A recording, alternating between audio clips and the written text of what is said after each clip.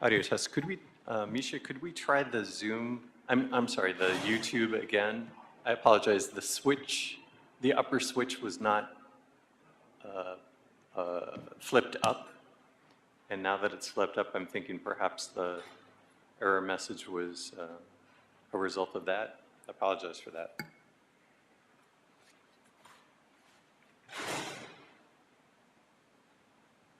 Anyway, I'm going to continue to provide some audio input just to attempt to troubleshoot the YouTube broadcast error message pop-up that we are getting.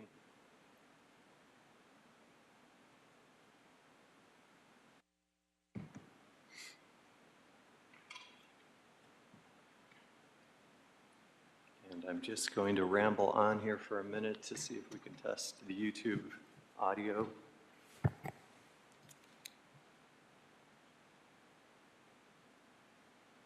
Testing 1, 2, 3, 4.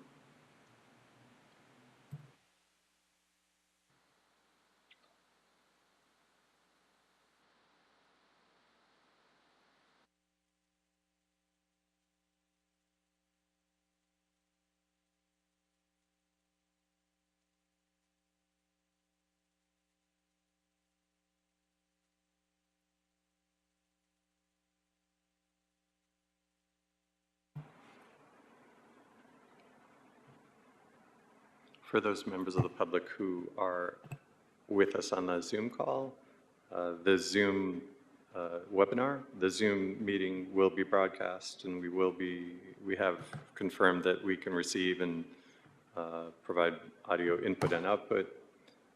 We are testing our YouTube channel right now, and it is still not working. So for those members of the public who wish to remotely tune in, for now, for the beginning of the meeting, you'll have to tune in using the Zoom link that's on the board's agendas.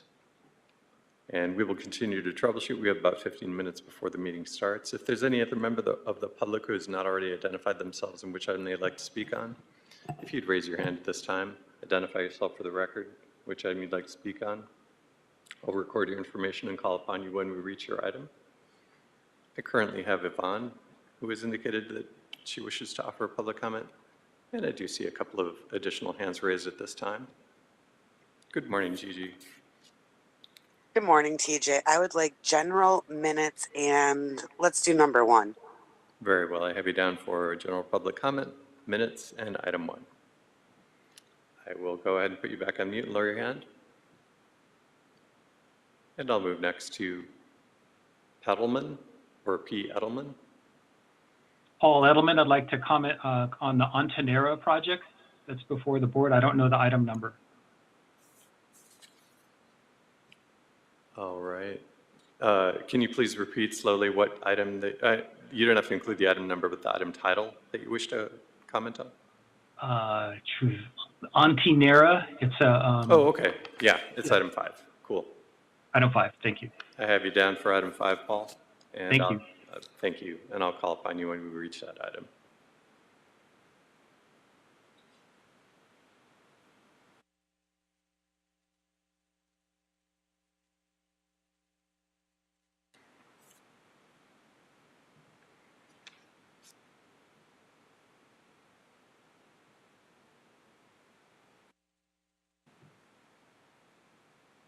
And I have an update from the Secretariat that the YouTube broadcast is working.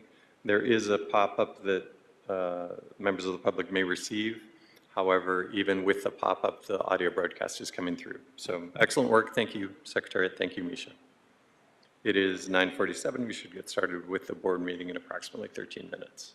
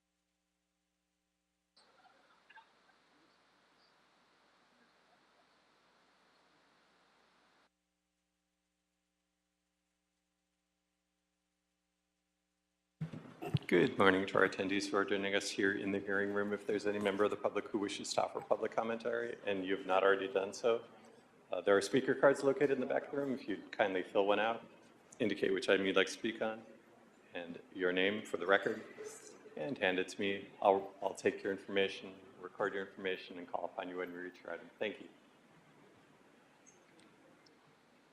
Ma'am?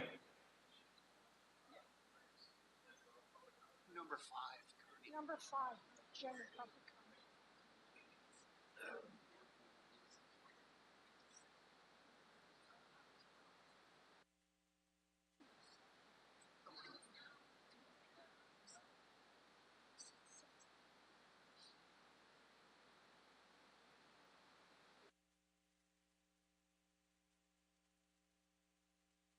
Good morning to our virtual attendants as well. If you wish to offer public comment and you've not already done so, please raise your hand, indicate which item you'd like to speak on, and I'll record your information for the record and call upon you when we reach your item. Children's voices matter. I see your hand is raised. Public comment, please. Very well. I have you down for public comment. I am going to go ahead and put you back on mute and lower your hand.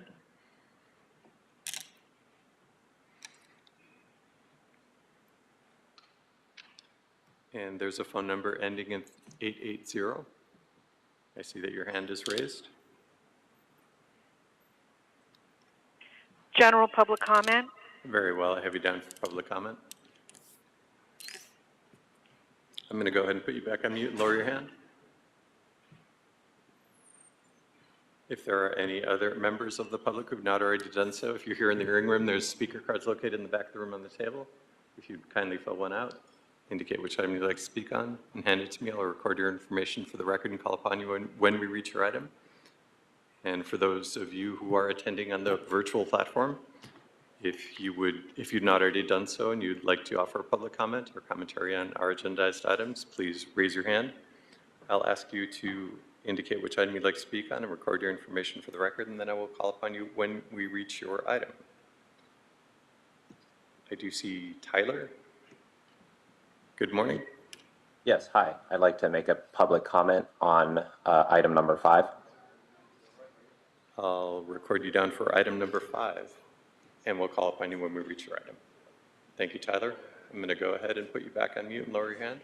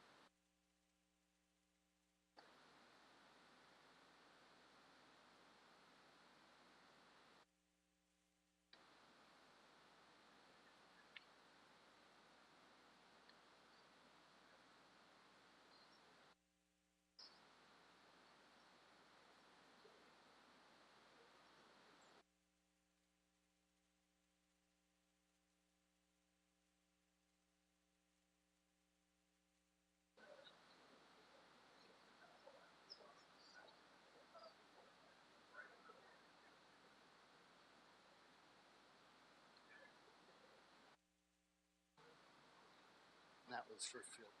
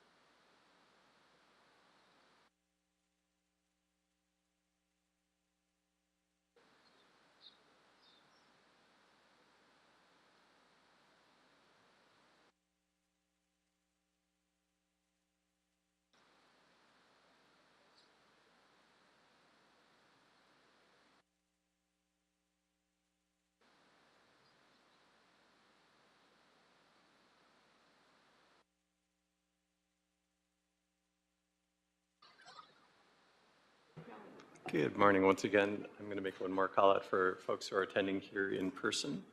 If you're attending in person and you've not already done so, please submit one of these speaker cards. They're located in the back of the room on the table. Indicate which item you'd like to speak on and your name for the record, and we'll call upon you when we reach your item. And for those of you attending on the virtual platform, if you've not already done so, please raise your hand. I'll ask you to unmute and identify yourself and which item you'd like to speak on, and then call upon you when we reach your item. And I do see 2 hands raised. I'm going to start with Audit LA. Yes. Hi, sir. TJ, I would like to just have public comment today because I'm at another meeting, but I want to just do public comment real quick. Very good. I have you down for public comment, Audit LA. I'm going to go ahead and put you back on mute and lower your hand. And next, I do see additional hands raised. Lara FM. Hi, yes, general public comment, please. Very well. I have you down for public comment. Thank you. Thank you. I'm going to go ahead and put you back on mute and lower your hand. And Kathleen Whitaker. Good morning. General public comment, please. All right. I have you down for public comment, Kathleen. I'm going to go ahead and put you back on mute and lower your hand. Can you ask her if she wants to be on number 5?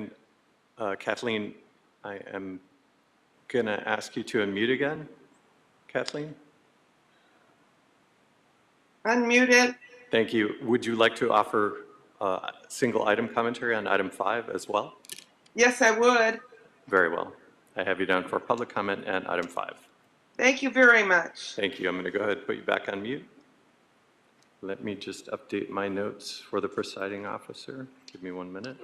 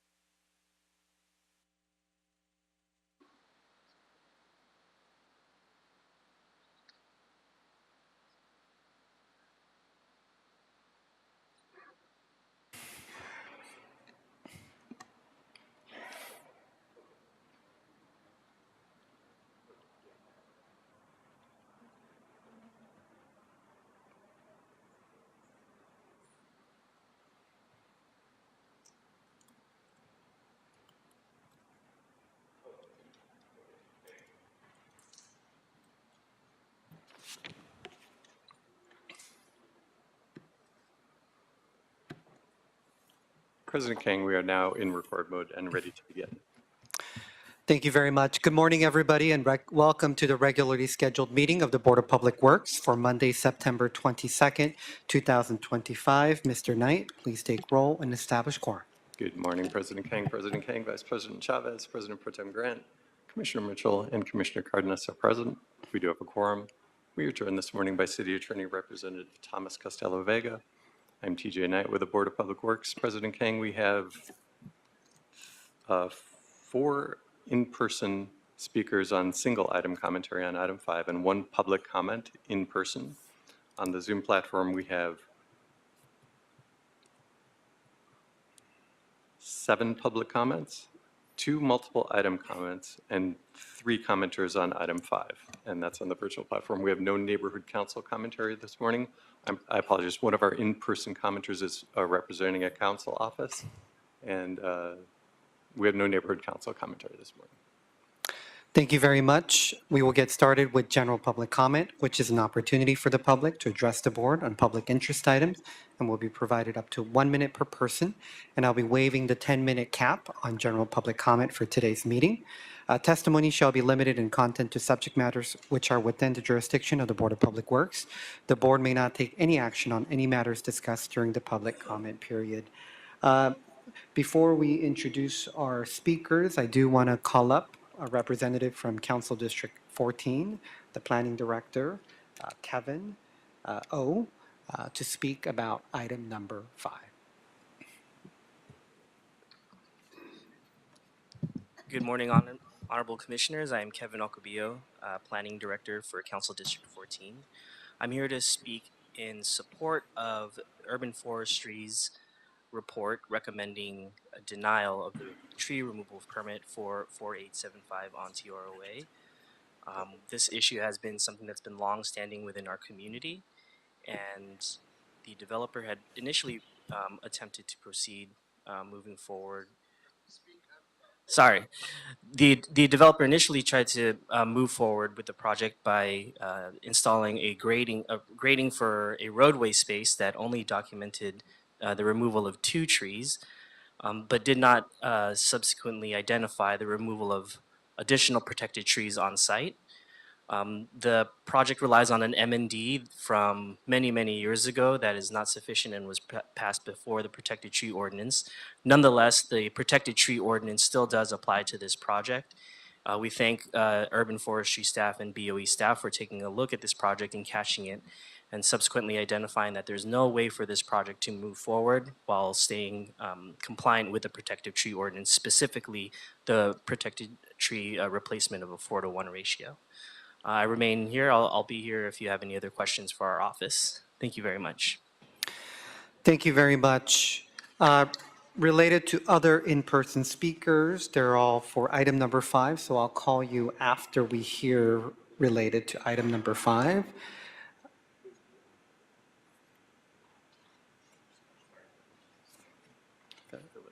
Okay. So there is one additional in-person public, general public comment. So I would like to call up to the podium, Philip Christ. Good morning. My name is Philip Christ. I'm a resident of CD 14. In light of the Woodstock debacle in the Hollywood Hills, it's come to my attention that the President of the United States is a land developer. And I would not put it past our president to investigate the corruption in Los Angeles having to do with building. Spec builders that do not post a bond to complete projects legally is of great concern. I wouldn't put it past him, since LA is a target and our mayor is a target, that he understands how development works.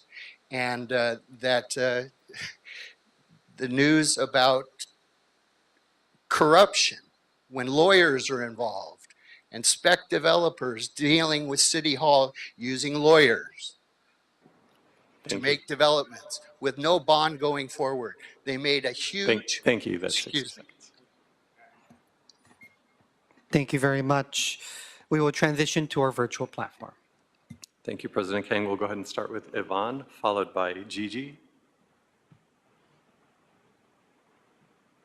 Thank you. I'd like to start at the beginning, and that is, please do not issue Scientology or any of their associated front organizations any permits for special events, and also do a better job in enforcing oversight for any activities on the campuses. Friday night, they had a filming activity that functionally closed L. Ron Hubbard Way. They didn't actually refuse pedestrians or vehicles, but they certainly gave the optics that the road was closed, and many people avoided the using of the sidewalks. And it needs to stop. They had one sidewalk completely blocked Thank with you, Han. equipment. That's 60 seconds. We'll move next to Gigi, followed by Paul Edelman. Good morning. Today I'm going to speak about the street that's formerly known as North Berendo between Sunset and Fountain by Vermont. Currently, it's L. Ron Hubbard Way, and I'm asking you to change the name back to North Berendo. I'm asking you to rip those bricks out. Those bricks were laid in part by slave labor and child labor, and they should not remain there. You know, when there's statues of people that have done bad things, those have been taken down. So we should also rip up this road because it it symbolizes child labor and slave labor that took part there. Also, I ask that you guys put in parking on formerly known North Berendo. Also, give them parking meters, give the city some money. And again, do not give them that Halloween permit, please. Thank you. I yield my time. Thank you. Paul, followed by Children's Voices Matter. Paul Edelman, I just wanted to speak on item 5. Go ahead. It's okay? Yes. I'm Paul Edelman. I'm with the Deputy Director of Natural Resources and Planning for the Santa Monica Mountains Conservancy. And this is on the Ontanera project that's before you. We have to respect our few remaining green spaces better than this proposed monstrosity of a project. We have housing, yes, but it must be balanced with sensitive greenscape retention. This proposal fails abysmally at that. Santa Monica Mountains Conservancy urges the board to deny the proposed permit and work around the trees. You know, there's no attempt to work around the trees. So do not attempt to flatten the hillside for more profit at the expense of green space, very unique green space. And so we urge you to deny this permit before you. The applicant failed once and he should fail again until he comes back with a more sensitive project in Eagle Rock. Thank you. Thank you, Paul. I apologize. I took your comment, I placed it under the public comment period. However, I know that you indicated that you wish to offer item 5 and you did comment on item 5. I'm going to ask if you would like to, again, the commissioners are here, they did hear your comment. If you would like to repeat your comment or add commentary for item 5, I will allow that again. We'll move next to Children's Voices Matter, followed by the phone number 880. Greetings, everyone. Thank you for allowing me to speak. I wanted to continue the list of child Scientologists that Scientology failed. 133, Julie McKernan. Cedar Duval, Sarah Marie Foley, rest in peace. Christy Bauk, rest in peace. Alexander Jench, rest in peace. Sonia Terrans, Ashley Fuller, Sky Chalif, rest in peace. Mark Peters, Kimberly Rinter, Rhea Wackerman, Max Stevens, Larissa Smith, Connor Rock, Michelle Klein-Haas, Clarissa Huber, Sonia Dos Santos, Shane Carlson, Joyce Miller, Alfred Arredo, Shane Hutchins, rest in peace, Leah Kia, Stacy Moxon, rest in peace, Zane David James Gross, rest in peace, Katarina Reyes, Trisha Conley, Liz Conley, Jennifer Stewart Gorman, Tommy Gorman, Tony And that's 60 Unknown. seconds, thank you. And we'll move next to the phone number ending in 880, followed by Audit LA. Hi, I have to just still continue to talk about the permits that you're issuing on L. Ron Hubbard Way. You need to revoke them. You need to have an audit of what you're doing in regards of giving these permits out, and that because they're not following them. They don't listen. They're still having slave labor on the streets of the public spaces. That is illegal. They are not supposed to be slavery in America, and I'm imploring you, please revoke the Halloween permit. It's just not safe, as I said last week, that they had that maze last year, and they had people in there that were older people that did not belong in there with children, and there is no safety measures. There's no first aid for the kids. There's nothing there in case somebody gets hurt, and that doesn't make any sense. That's all I have to say about the issue. Bye. And we'll move next to Audit LA, followed by Laura FM. Good morning, commissioners and everybody. I'm here at the police headquarters fighting for another permit issue where there's this undue influence on this city with permits, and I don't know what is going on. So I am just continuing to ask if you guys could please not give, sorry, if you could not give the permit at all ever again until they are in line with the human rights of like making prevailing wages on city streets. It's illegal. And they're also, I have checked numerous times. Every time I've checked, they have not gotten the proper inspections for the equipment that they need inspections on. And LD, building and safety is not. I have not gotten answers if they had it for these huge towers that they built. They just are disregarding, snubbing their nose at the law, at the commissions, and it has to stop. Like, you need to just, no more permits, revoke their R permit. They don't abide by the law or the rules with them. So why do they get special, the special interest has to Thank stop. you. Thank you, Audit LA. That's 60 seconds, and we'll move next to Laura FM, followed by Kathleen Whitaker. Laura? Hi, can you hear me? Yes, go ahead. Okay. Hi. Yeah, I'm calling also in regards to L. Ron Hubbard Way getting the R permit revoked.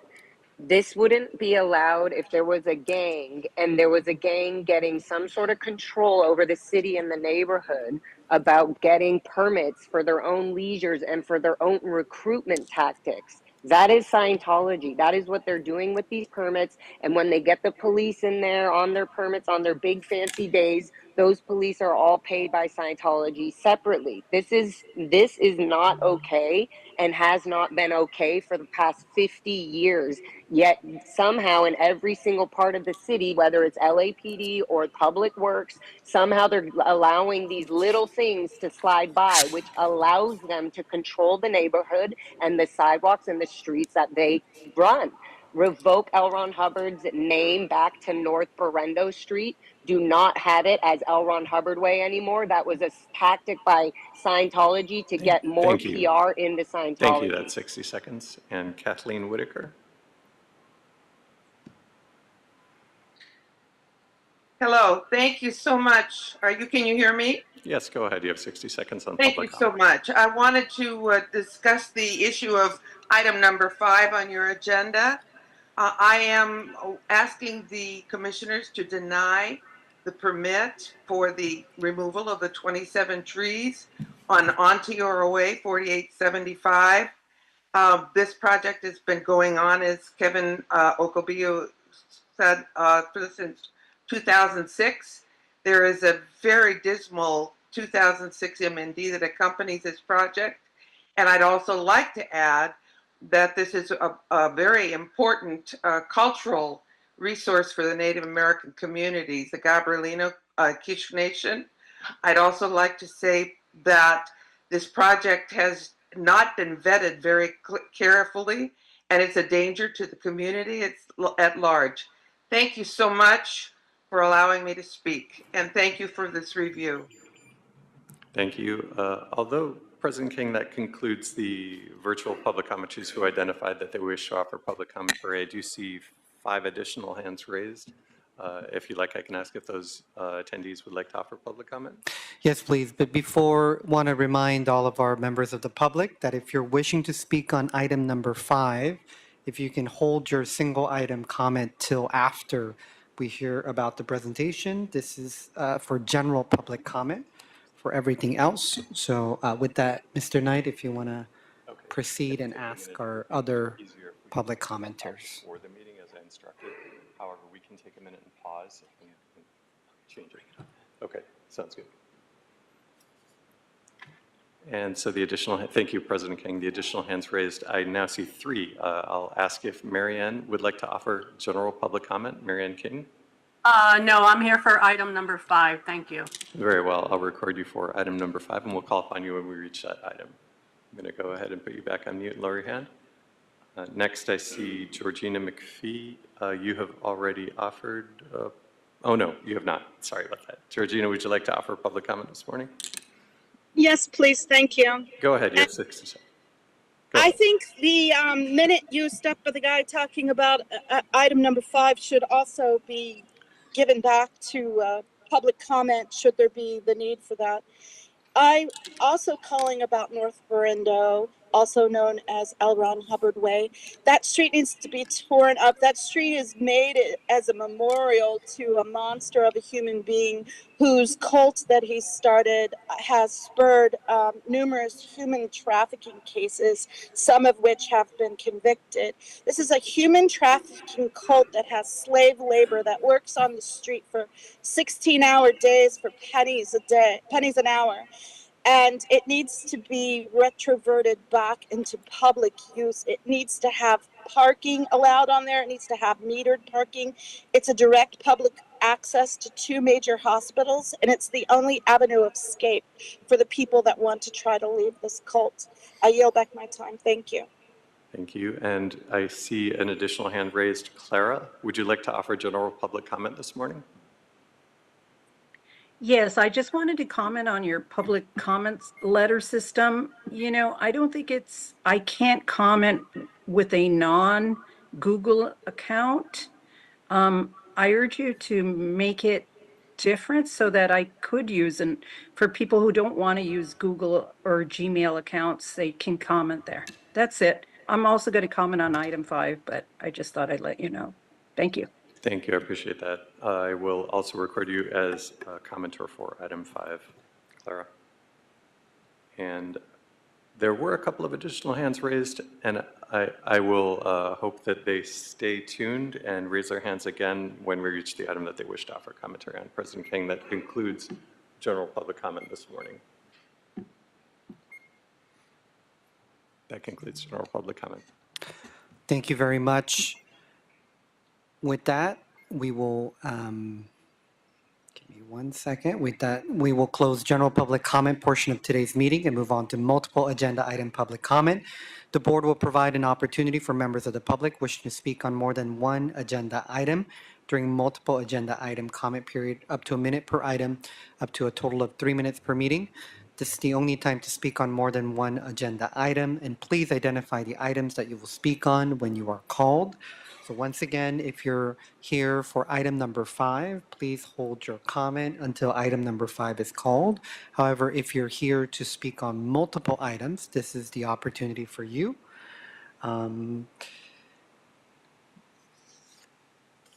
Don't see any in-person multiple item public commenters, so we will transition over to our virtual platform.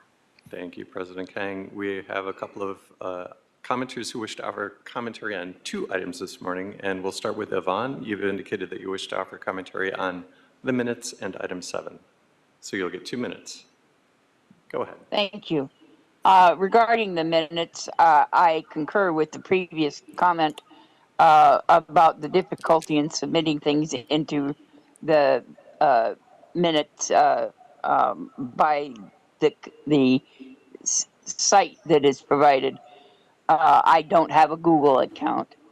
The minutes are going to be a great frustration to the civil grand jury when they begin to investigate the issues that have been brought up to this board on a routine basis. You have an opportunity to change that, please do so. My comment for number 7, the convention center, the $3 billion budget, and I'm rounding up because your budgets always round up, is reflective of the bid price. However, it is not reflective of the cost of money. The indenture that is going to be, the debt will probably tenfold that cost. And for what return? Look at all of the convention centers right now that are empty and not being used. And a good example of the most modern one is right our neighbor in Las Vegas. But conventions are not in style. They are, centers are an investment that is like buying a boat. It's a hole in the ground that you keep pouring money into. you need to express the financial folly of this project to everyone that is proposing it. Thank you. And we'll move next to Gigi. Gigi, you've indicated that you wish to offer commentary on 2 items, and I'm looking to see if you are still in the room. I'm here. Can Okay, you very hear well. me? Sorry, we have about 50 attendees at this point. Go ahead, Gigi, you have 2 minutes. Okay, I'm speaking on minutes and number 1. Very well. So, for anyone that's not aware, when it comes to the minutes and they are referencing the public comments, all they say is public comment has been received. So anyone that speaks on public comment, that's all that's going to be noted down is that public comment was received. They do not do any general information about, people talked about L. Ron Hubbard Way, people talked about the trees. None of that will be reflected in the public comment portion of the minutes. And that is ridiculous. This commission needs to step up with their minutes and they need to fix it. Like I keep saying, even on just a human level, have respect for the people that are taking time out of their day. We are not getting paid like you guys, yet we are attending meetings and using our voice, and it's not being recorded at all in any manner. Number 1, I see that this is referencing an error that was made back in May, and it's the end of September. Why does it take so long to fix the error? That just doesn't make sense to me. But with that, I yield my time. And President King, I do see that concludes the multiple agenda item commenters on the Zoom platform. However, I do see 2 hands raised who have raised their hand recently. Yes. Like I can Can you ask. double check? Very well. Georgina, I see that you've raised your hand. Would you like to offer multiple agenda item commentary this morning? Yes, please. Thank you. And please indicate which items you'd like to speak on. You have 1 minute per item, up to 3 minutes. Minutes and agenda item number 5, so I can hold off until that gets addressed if you'd like. So that would be 2 minutes. Go ahead. Yeah, the minutes, Gigi and Yvonne make some really excellent points with that. Someone recently called to my attention that in other areas of this country, they do it quite differently. In the next week's minutes, you can click on a link. It not only takes you to the video of each public speaker, but you can there get a transcript of what was said. And we are in one of the wealthiest countries, one of the wealthiest economies in California, one of the biggest cities in California. Why don't we have something like that in place where it lists what was said in public comments? We've been bringing the same complaints for months and months and months, some of us a year, and none of it's ever reflected in the minutes, and I really feel it should be. As for agenda item number 5, I wholly support saving those trees, saving our green space. We keep cutting out green space. Well, how are we supposed to have clean air and soil if we're continually destroying our green space? It needs to be preserved. Those trees have been an ongoing battle for decades, and they need to be saved. The people that fought for those decades deserve that. I yield back my time. Thank you. Thank you. And I do see an additional hand raised. Clara, you had indicated previously that you wished to offer a single item commentary on item 5. Do you wish to offer multiple agenda item commentary at this time? I'm sorry, I accidentally forgot to lower my hand. No Sorry. problem at all. No problem at all. I'm going to go ahead and put you back on mute, Clara, and we will call upon you when we reach your item. President King, that concludes multiple agenda item commentary on the virtual platform and in person. Thank you very much. With that, we will close the multiple item public comment portion of today's meeting and move forward with the approval of minutes for Friday, September 12th, 2025. Commissioners, any questions or comments? Seeing none, is there a first and a second? Move. Second. First by President Pro Tem Grant, seconded by Commissioner Cardenas. Very well. We'll go ahead and take a roll call vote on approval of the minutes, starting with you, President King. Aye. Vice President Chavez. Aye. President Pro Tem Grant. Aye. Commissioner Mitchell. Aye. And Commissioner Cardenas. Aye. All ayes, and approval of the minutes is unanimous. Thank you very much. And moving forward with our agenda items, I'm going to take a couple things out of order. We'll hear item number 7 first for Council District 9 Sole Source AAG Plenary Convention, Los Angeles.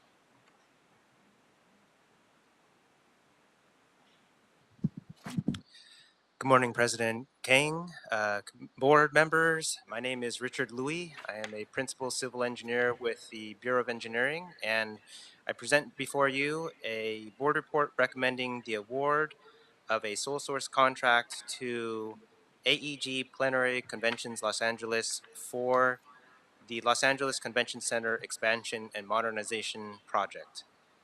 I have just passed out to you some modifications, amendments to the board report that was submitted for consideration before this board.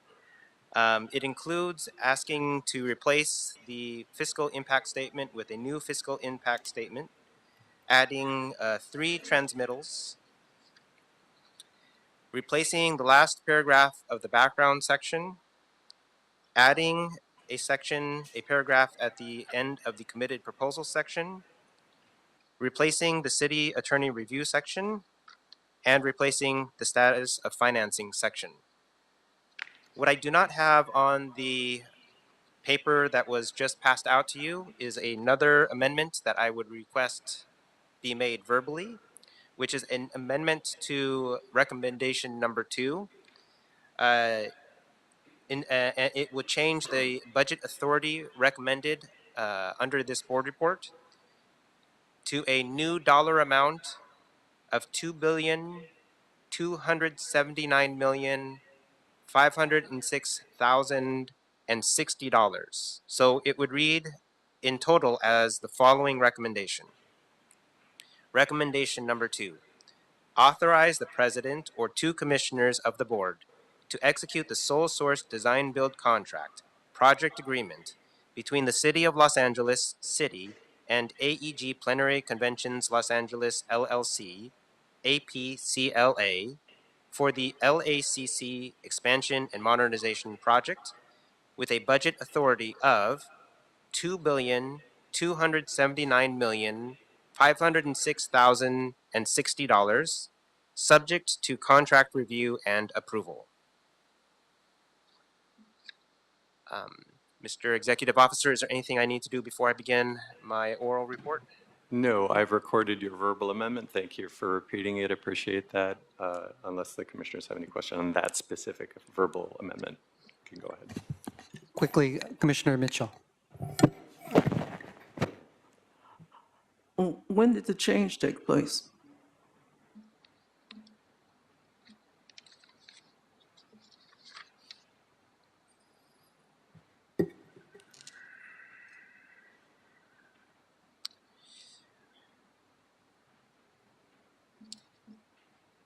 There it is.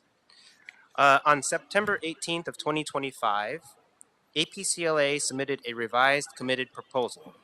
In their revised committed proposal, they revised their pricing to an amount of $1.952 billion to reflect a reduction of scope related to the Los Angeles Department of Water and Power scope and to reflect a management fee reduction from the developer. This pricing from the contractor, with the inclusion of pre-construction costs, developer costs, and city retained costs, brought the total cost of the project up to the amount that I just read to you today. That proposal, which was again submitted on September 18th, 2025, was then heard at council on September 19th, 2025, which council adopted an action to move forward the project on that date. So the information that I have, there's a revised report on the 18th of September, correct? There is a revised proposal from the contractor. A revised bid from APCLA. APCLA, the developer. The vote on council is reported at 2.62 billion. Yes. The amount, go ahead. The amount before you does not include other costs that the city will have to cover, such as staffing costs for the city or other potential costs that the city will have to cover. This report in front of you is solely for the contract amount with the developer APCLA plus contingencies. And that Okay, is the difference. that the city has to hire either, depending on what part of the report you read, either 25 to 35 staff for Correct. this, solely for this project, correct? Correct. And what's that cost? I do not have the cost of the city staff on hand in front of me at this point. I can come back and give you that detailed information. But the difference between what's in front of you now, if I were to round up, it's about 2.3 billion compared to what is in front of what was heard by council last Friday on the 19th, which is about 2.6 billion. Accounts not only for staffing costs, it also accounts for other contingencies. It accounts for some money that we need to set aside for public art, 1%. There are a lot of other costs built into the additional city's cost that would bring it up to 2.6. The specific details of how much specifically the staff out of that delta cost, I don't have right in front of me, but I can get back to you with that number. Well, you can understand when there's such an important project before us, and we have to make decisions on very little information. This information was passed out to us right before you started talking, that we should have all the information, especially when the city is committing to 30-year finance of this project, that we should have all that information. If council had it on Friday, why didn't we have it on Friday? Why didn't you have these numbers on Friday? Pardon? Why didn't you have, I'm clarifying the question. Well, I'm asking, you said APCLA, which is the contractor, proposed contractor for this project, revised their bid on the 18th, which would have been Thursday. Council voted on Friday. Was this revision done and given to council on Friday? It was. Okay, and so the additional 2.6 billion that they voted on included the cost, some additional cost? Yes. And I just was able to check in, the cost of the city staff is about 40 million. Okay. But what I'm trying to understand is, this was pending for us, the board's vote today. And it's hard to, when you prepare for something as big as this, there's substantial preparation you have to do if you want to read everything and be prepared to basically answer your own questions, and then potentially whatever questions we have for you. We just didn't have everything before us. Yes, I apologize for that, Commissioner Mitchell. Because realistically, the numbers jump all over the place. 2.8 at a briefing in late August, Budget and Finance Committee on September 9th, and I think the 16th, I'm not sure about the second date, we were at 2.8.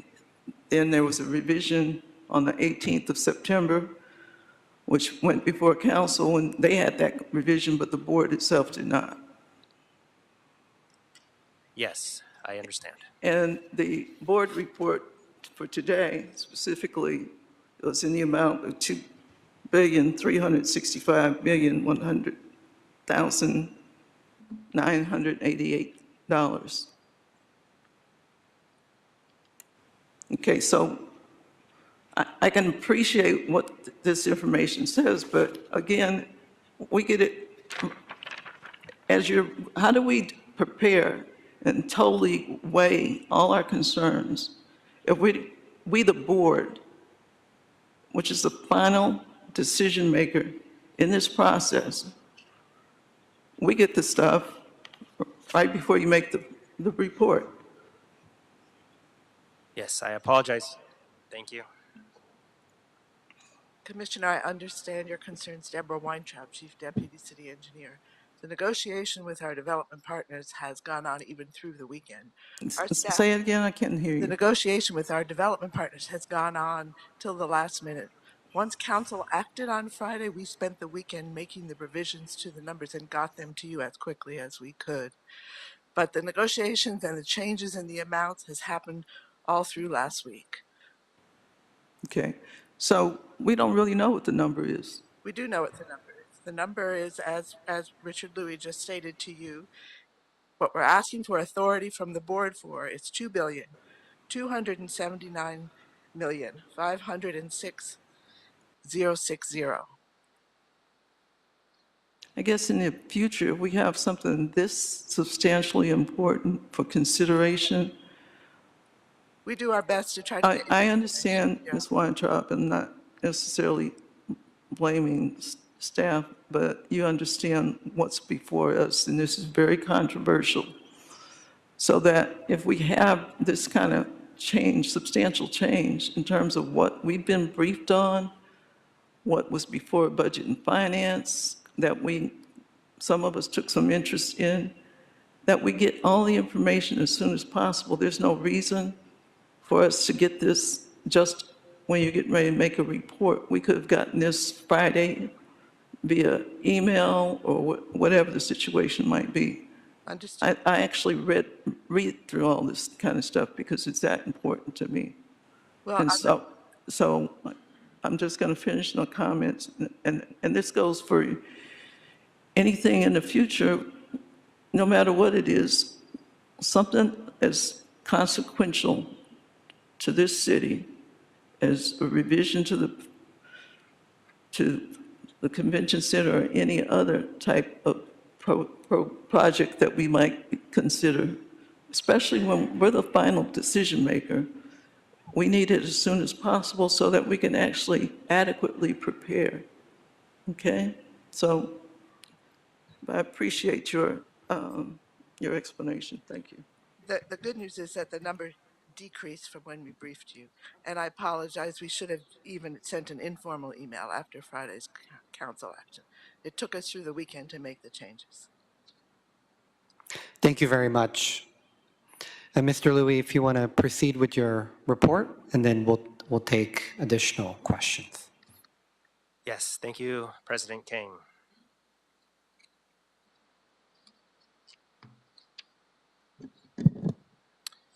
I apologize if I'm a little bit taking my time to make sure I get this right.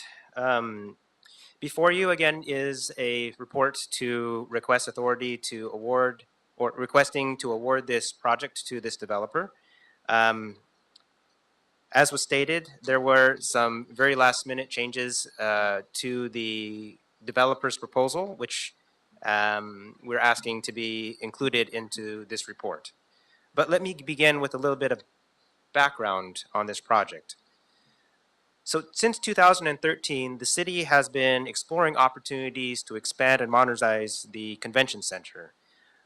Starting with in 2013, the city approved a firm AEG as a management and operations contractor for the convention center. In 2013, the Bureau of Engineering also ran a design competition to seek an architect to design a convention center expansion. Further, in 2016, AEG also offered a plan to develop the convention center, which they proposed to the city. The city then took that in November of 2016. The council motion was approved, directing the Office of the CLA to evaluate the AEG proposal. And then in 2018, City Council approved another motion to explore a proposal with AEG to pursue a P3 design, build, finance, operate, and maintain structure for this project. In December of 2018, Council approved a series of recommendations to enter into an exclusive negotiation agreement with AEG to continue developing a project with AEG. And that continued until 2020. With this proposal for a P3 design, build, operate, finance, and maintain model, the city evaluated that, and in February of 2020, the CLA completed a preliminary report, a preliminary evaluation of that model. However, immediately following the release of the CLA's report, the onset of the COVID-19 pandemic hit, which halted and paused on the city's efforts with this development of a P3 project. Between 2020 and 2024, the CLA and CAO engaged in various start-stop efforts with the APCLA to continue the negotiations. And then further in July of 2024, City Council approved a new recommendation. Through a joint report of the CLA and CAO, City Council approved a recommendation to enter into an early works agreement with APCLA, but this time using a design-build model, not a P3 design-build finance, operate, and maintain model. So beginning in July of 2024, the city began working on under an early works agreement to negotiate the project agreement, the contract, and to come up with a firm fixed price for this project. However, in January of this year, the CAO and CLA expressed concern over the status of the project and issued a report as the project had fallen behind due to the complexity of this project, as well as due to the wildfire response and recovery efforts that the city was undergoing. During the pause, APCLA submitted 2 proposals. One proposal included completing the entire project before the 2028 Olympic and Paralympic Games. That was option A. And option B was to do a phased approach, wherein a portion of the scope would be completed before the games, and then the remainder of the scope would be completed after the games. In April of 2025, Council gave the direction to re-engage in negotiations with APCLA under the framework of this option B, this phased approach. And the city began working with APCLA again to develop the project agreement and establish the firm fixed price. On August 25th of 2025, the CAO submitted a report to City Council for the final determination of this project. Subsequently, further addendums were submitted by the CAO, an addendum on August 29th, an addendum on September 19th. They were submitted to update the cost of the project. And as you have heard, the negotiation of the cost of the project went all the way up to the very last day before it was heard at Council last Friday.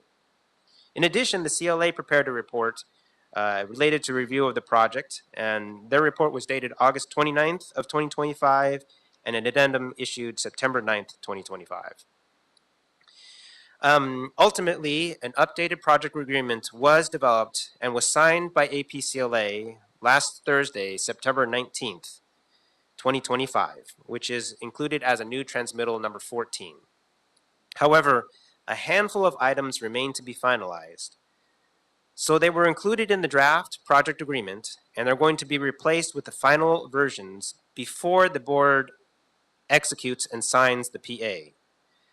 These items that are going to be replaced, which will make up the final version of the project agreement, include the proposed baseline project schedule, technical plans that are sub-exhibits to exhibit number 2, the schedule of values in exhibit number 5, updated owner allowance amounts, and the final design and construction contract price. Additionally, Appendix 18, which is related to the DWP scope of work, will also need to be finalized and replaced with the draft version that is currently has been provided to the board. Let me tell you a little bit about the scope of work of this project. The project includes a provision of up to 190,000 square feet of additional continuous exhibit hall space. This means that the current exhibit halls of West Hall and South Hall will be connected by this new expansion hall, which will allow you to walk from one end of the convention center all the way to the other end of the convention center by adding this 190,000 square foot new exhibit hall. In addition to the exhibit hall, we will add up to 55,000 square feet of new meeting room space and add up to 95,000 square feet of a multi-purpose space, which will be at the very top floor of the expansion.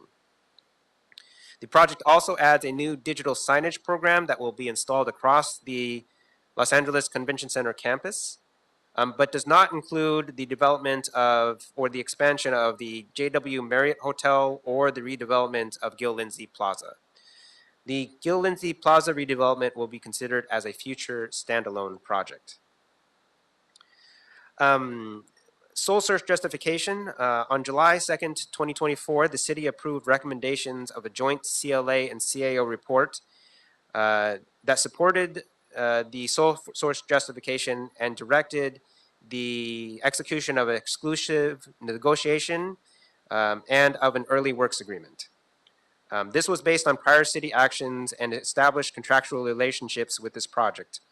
And that included work to, again, complete this project agreement, advance design work, and obtain a firm fixed price for this project. As part of this project, it will include a business inclusion program. PWJV has submitted a business inclusion program, and the contract will require the developer's contractor to make every practical effort to meet our BIP goals, which include 18% of minority business enterprise, 4% of women business enterprise, 25% of small business enterprise, 3% of emerging business enterprise, and 3% of disabled veterans business enterprise, and finally 20% of local business enterprise. In addition to the BIP program, the contract will also include community level contracting. This helps to seek to make contracting more accessible and equitable by providing small contractors the opportunity to work directly on the project. The developer's contractor has found certain scopes of work that will be suited for community level contracting, which are not limited but include painting, waterproofing, and final cleaning for the project. The project also incorporates a project labor agreement.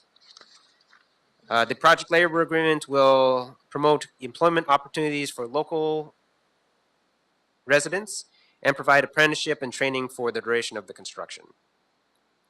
The contractor is required to comply with the board ordinances and policies, and a contractor performance evaluation will be completed as part of the Los Angeles Administrative Code requirements. This contract has been reviewed by the City Attorney's Office, and the review is in process, continues to be in process. The proposed contract will be approved as to form by the City Attorney's Office as they finish that process.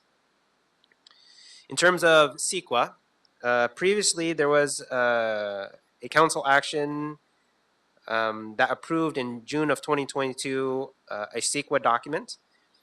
Subsequent to that, there was also a first addendum, not subsequent. As part of that, there was a first addendum dated December 2021 that was part of that CEQA document. And more recently, a second addendum in August of 2025 was prepared. The second addendum has been completed in accordance with CEQA and demonstrates that subsequent EIR is not required as part of this project in accordance with the Public Resources Code. So as I said, this project did recently have an update to the cost. The funding for this project will come from the Municipal Improvement Corporation of Los Angeles, MICLA, lease revenue bonds. The CAO plans to procure the funding for MICLA through 2 bond issuances. The first bond issuance will finance approximately 32% of the total project cost, with the second issuance of financing that will cover the remainder of the costs. As you can see here on this amendment that I have passed out to you, the dollar amount of the contract has been revised, but what the table provides is the dollar amount of the base contract plus contingencies, which will add up to the total amount of approximately $2.3 billion. The actual amount, $2,279,506,060. With that, that concludes my report, and if you have any questions. Thank you very much. Commissioners, questions or comments related to item number 7? Commissioner Cardenas. Yes, thank you for that. And since, since the briefing that we had, what's the status on the construction schedule? I know it's still not in concrete yet, but every day that we miss, we're tightening that schedule because the end date is not going to move, our Olympic ready date, correct? What was that, what's that Olympic ready date, and how's our schedule looking right now for meeting that? The contract anticipates the contractor to meet something called Olympic readiness date. It is the date that we want the convention center to be ready for the 2028 games to happen. That Olympic readiness date happens a couple months before we actually turn over the convention center to LA28 for their exclusive use. So the date that contractor will meet Olympic readiness is March 31st, 2028. And then the date we turn over exclusive use of the convention center to LA28 for the 2028 games begins on June 1st, 2028 and runs through September 30th of 2028. The contractor has submitted a schedule that shows that they will meet that March 31st date. After the games, during the games, the contractor will be required to demobilize, remove all cranes, make the convention center look camera ready, and then after the games, they will come back and complete the project. The dates for them to complete the remainder of the project is to achieve substantial completion by February 9th of 2029, and then May 11th of 2029, which the contractor has submitted to us a schedule that shows that. How comfortable are we with meeting that? I know you don't have a crystal ball, but what's the feeling right now with your team and our vendor? Yes, we do think that this schedule is achievable, but there are many, many risks that could put the schedule in jeopardy. Those risks need to be managed carefully, and we'll need really the entire city to be supporting the project, to be able to make very quick approvals as necessary or reviews as necessary of various documents. Without that full support of the city, this will be very challenging to meet. And built into the schedule, we've already included overtime and, round the clock construction, so we don't have that to go back on, right? We've already maximized our work schedule so that to meet this goal. It hasn't completely been maximized. The contractor has assumed a certain amount of days that they will work on Saturdays, basically work a 6-day work week. I believe it's in the 70 plus. It's between 70 and 80. I think the number I don't have right in front of me. But they have assumed several Saturdays where they will work a 6-day work week. There are additional 50 Saturdays that they have not planned to work on those Saturdays, which offers an opportunity for, if there are delays, for potential acceleration to make up the time. The contractor could additionally look at other creative ways of resequencing that's part of their plan, or bringing on more crews during the daytime hours that they do have. So there is some ability to make up time, but not an exhaustive amount. Okay, so the critical path is pretty tight. It is tight. Now, separate question. What is the status on the DWP transformer? I understood that there was one transformer that has a very long, it's located, correct me if I'm wrong, 4 miles away, or the source for DWP. Have they looked into that, and what's their comfortability with making that happen with the fourth transformer? Right. There are several scopes of the DWP scope, some which include scope related to the existing infrastructure that currently powers the convention center, and some scope that is for new power to the convention center. The scope that you're talking about is related to the new power that will power the convention center. In order to power the convention center, something called a network station needs to be built. And into this network station, several conduits of power, several circuits will need to be pulled into the network station. There have been discussions whether or not 3 circuits need to be attached to the network station or 4 circuits need to be attached to the network station. And the 4th circuit would have come from a very long distance away. You mentioned up to 4, maybe even more miles away. where the first 3 circuits are within a 2-mile radius or even closer.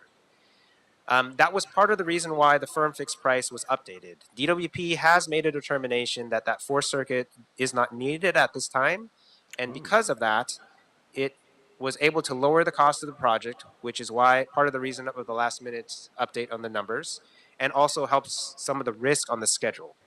This is only one part, though, of the DWP's work. There are many other parts associated with the existing infrastructure that also need to be managed well, but in terms of the new power and that 4th circuit, DWP has made a determination that at this time the 4th circuit is not needed. Thank you for that. I wasn't aware of that update. Yeah. Thank you. Thank you very much. Commissioner Mitchell. Is any portion of the expansion of the convention center going to be used as part of the Olympic or Paralympic Games? No, the expansion itself will not be used for the Olympics or the Paralympics. Because, as discussed before, because of this phased approach, the entire expansion will not be completed before the games. They will have to pause during the games and then come back after. So it will not have achieved the status to allow patrons to use it during the games. Is any portion of the DWP work that's going to be done pursuant to the expansion necessary for the Olympic or Paralympic Games? Yes, DWP does have to provide certain power to allow certain aspects of the project to be powered in order to allow the games to occur. And DWP has indicated in a letter that they are able to support those goals to make sure that the Olympics happens. And what are those items that are necessary for the current convention center with regard to DWP's work? Yes. The expansion center will be built above Pico Boulevard. It's going to be about 1,000 feet of building above Pico Boulevard. Due to this large building that will be above Pico, we will need lights and we will need fire life safety to ensure that that area on Pico Boulevard is safe for people to exit onto. So in order to power the lights and to power the fire life safety equipments, DWP has to provide power for those items. But that's as to the expansion, correct? It is related to the expansion, but it's a bit nuanced because it's on the ground level and people can go on Pico Boulevard. What they cannot do is go into the building itself. Okay, but what I'm asking you Yes. is with regard to DWP's work. And DWP doesn't need to do any work if the convention center remains in its current form, correct? I apologize. Yes, that is correct. Okay. So this is related to the expansion. I remember the discussion, and you said there was a revision with regard to, I think it was an additional circuit that DWP needed to install. So that was the uncertainty about whether they could actually do the work within that time frame that we had established, correct? That is correct. So it was similar to Commissioner Cardenas's question. That circuit is needed for the overall use of the building in the future, but is not needed for making the Pico Boulevard ready for the Olympics. Okay, so if they did something in the future, then that extra circuit would come into play, but doesn't need it for this expansion, correct? Yes. Thank you. Thank you very much. Before we take any more questions from the commission, point of clarification from our city attorney. Thank you, President King. I just wanted to clarify that there was a reference to MECLA funding as a source for the project. That is in order to obtain the bonds to pay the contractor, but it is a general funded obligation. So those bond payments will be coming out of the general fund. So I wanted to make that payment source clear. Thank you very much. Commissioners, any additional questions or comments? Vice President Chavez. Can you give us a little bit more information, detailed about the additional staff? I know part of the cost, in addition to the developer fees, and is additional staff that we're going to need to be hiring at both Bureau of Engineering, Bureau of Contract Administration, and Office of Accounting. I saw different numbers of staff, anywhere from 23 to 32. can you give me what the hiring plan and timeline is for hiring this additional staff? And also, can you speak to what will occur with the current consultants? Are they just for pre-development? Are they going to be staying on as part of the transition? Just talk about that, please.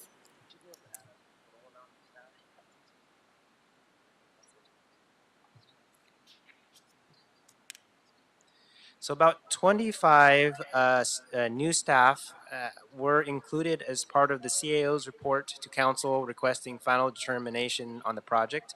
In addition, there were about 10 existing approval of positions. So that adds up to about 35 total city staff.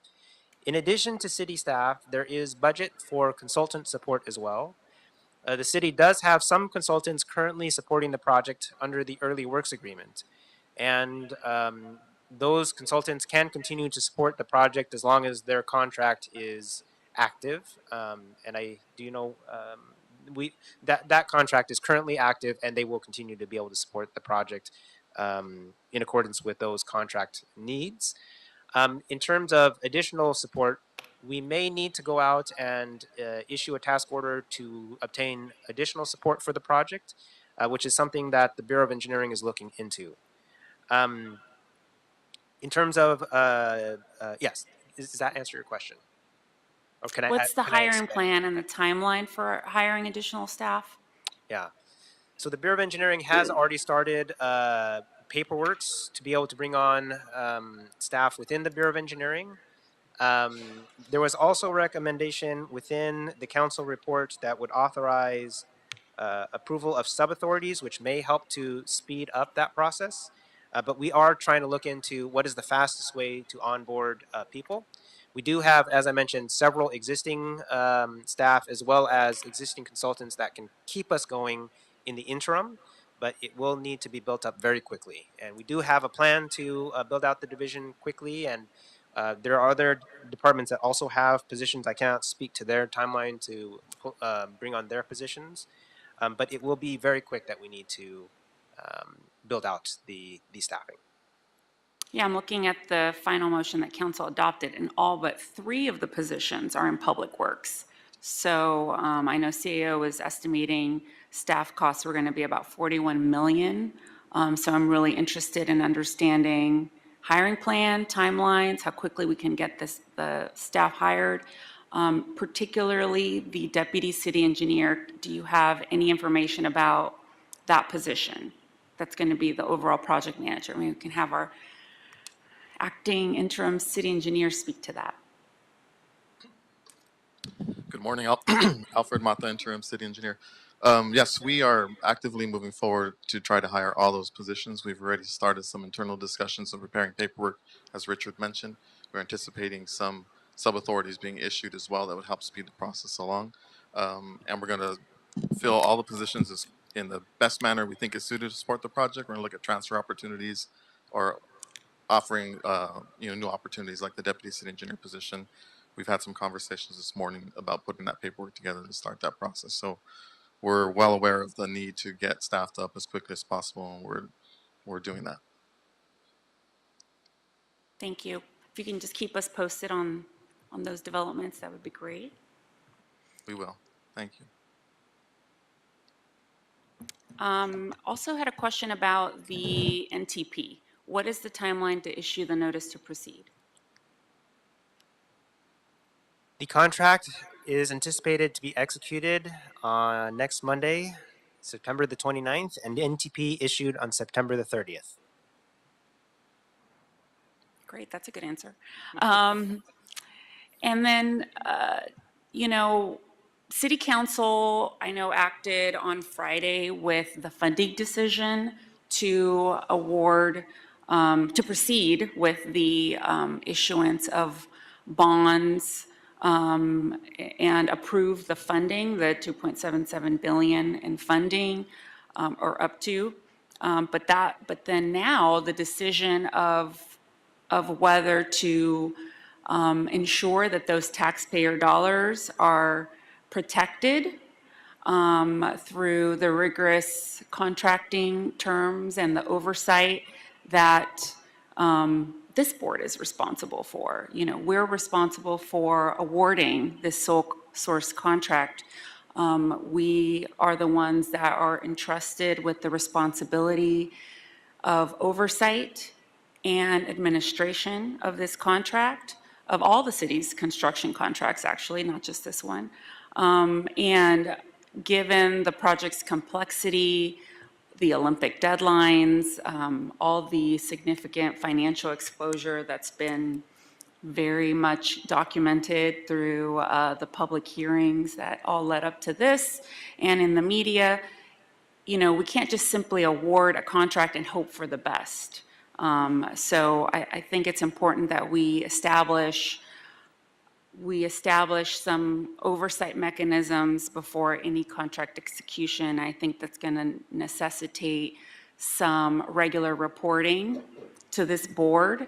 I know that council asked for regular written and oral reports. I would like to ensure that this board gets copies of all of those reports. I'd also like to request that we have a standing monthly meeting where we can hear how everything's going, almost an early warning system, if you will. You know, early identification of potential schedule risks so that we can ensure that there's corrective action can be taken before any delays become critical, because I think timing is of the essence, and the public trust is something that's also under our purview as part of our oversight. I think it's really important that we continue to ensure that we are able to hear what the status is of the contract, any potential delays. I know that this is a massive amount of coordination, not just with the bureaus under Public Works, but with other departments, DWP, CAO, LA Fire, Building and Safety, all of our city partner agencies, as well as our private partner.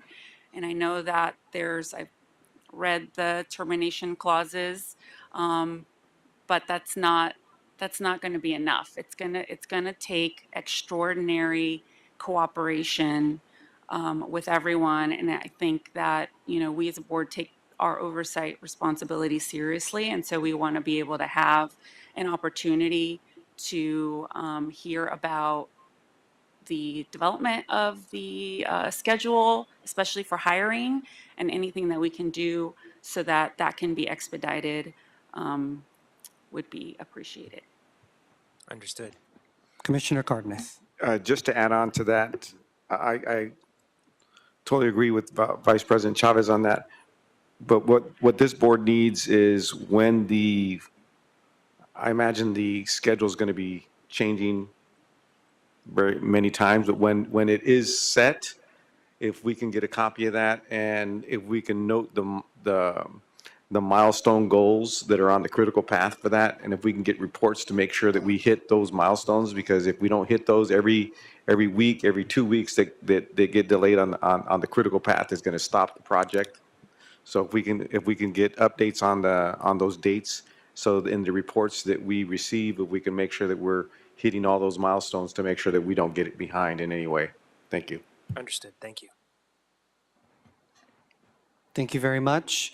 I have a few questions. You mentioned the timeline about the Olympic readiness of March 31st.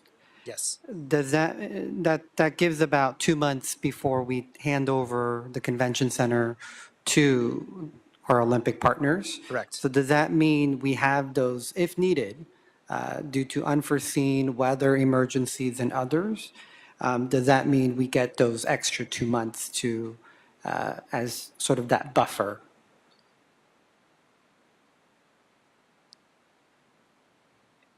The organizers of the 2028 Games, LA 28, will be very nervous if our schedule shows that we are slipping. With that said, yes, there is going to be an exclusive use period that will start on June 1st that we have to meet, and as long as we meet that exclusive use period, then we should be okay. But again, I would imagine that LA28 was also going to want to be very closely monitoring if that date begins slipping, what happens, how that may impact the games. But yes, if it does slip, the official date we have to turn over exclusive use is June 1st, and there would be that time potentially to have that Olympic readiness be complete. Now, I will say though, contractually, the contractor's date of March 31st, 2028 does not move for their incentives. We have given an incentive regime to the contractor that says if you make it by March 31st, then you will get an incentive to complete, and that date doesn't move. No matter whose fault it is, if it's the city's fault or the contractor's fault that we are a little bit late from that March 31st date, the date that the incentive is based off of does not move. Thank you. Commissioner Cardenas, did you want to add to that? Just a clarification. You mentioned earlier that the new space was not going to be utilized for the Olympic Games, correct? Correct. So anything that's going on, if they're not completed in there, it's not going to affect the readiness of the rest of the convention center that the Olympics will be held in. No, that's actually not quite true. Okay. Let me know how did I miss that? The expansion will be built between the existing buildings. In order to build the expansion between the existing buildings, we will need to tear down the exterior wall of those buildings. When we tear down the exterior wall of those buildings, the existing convention center will have some spaces that will be impacted, including 2 of the exhibit halls. 2 of the exhibit halls will no longer be able to be occupied. Therefore, in order for those exhibit halls to be occupied again, the contractor will have to get to a certain level of construction within the expansion. Even though the expansion portion will not be used for the games, they will have to get that portion back installed to allow those 2 existing exhibit halls to be reused again. That includes installing some temporary egress pathways that will lead into Pico Passage, the Pico Boulevard, which is why we need the DWP's power to turn on the lights and to turn on the fire life safety. So even though the actual building of the expansion will not be used for the games, the project will need to complete some of those works to allow the existing spaces to be reoccupied for the 2028 games. Thank you for that clarification. President Pro Tem Grant. Thank you for your report. Also, there was some mention about the number of 6 days that the contractor is going to use to complete it. But you said that there were still some 6 days or weekends available. There was some discussion in earlier hearings of a plus or minus of 20 days available or something around that was available to the contractor to make up for unknown or unanticipated delays. Can you speak to that, please? Yes.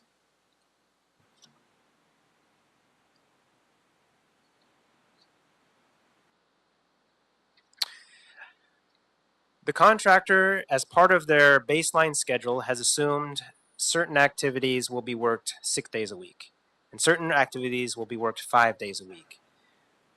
As I mentioned, about 70 plus days are currently assumed to be worked on Saturdays. That leaves 50 Saturdays that have not been planned to be used that the contractor could use in the future should something happen. Outside of the 6-day work week and the Saturday the Saturday availability for works, within the baseline schedule, the contract assumes a certain amount of wet weather days, rainy days that they cannot do work, as well as 20 days set aside exclusively for the city to use for our own use, for whatever we need. There are 20 days that are set aside for the city to use. Let's say we caused a delay, and so we're going to use one of our 20 days to say it's not going to delay the project then. Or there's some event happening in the convention center that the noise of the construction will be too much. So we need the contractor not to work that one day. That's where that 20 days of city-controlled allowance would come in. In addition to those 20 days of city-retained delay allowance, there are 28 days for wet weather or rainy days. These days are already assumed in the date to get to March 31st, 2028. So using these days will not extend the schedule. Thank you. Just a quick follow-up in terms of hiring personnel for the construction aspect of the project. I remember following city council deliberations where there was an amendment about hiring outside personnel. If we're not able to hire quickly internally, there's a mechanism in place to hire or look for other avenues to expedite. And is that something that I understood correctly, or are you able to kind of elaborate on that or clarify? Was it a part of the council's action and one of their motions or part of one of their? I believe Councilmember Park may have mentioned that in her remarks. I would need to look into that further. I'm not quite aware of that off the top of my head and looking to see. I may have to come back to you on that one.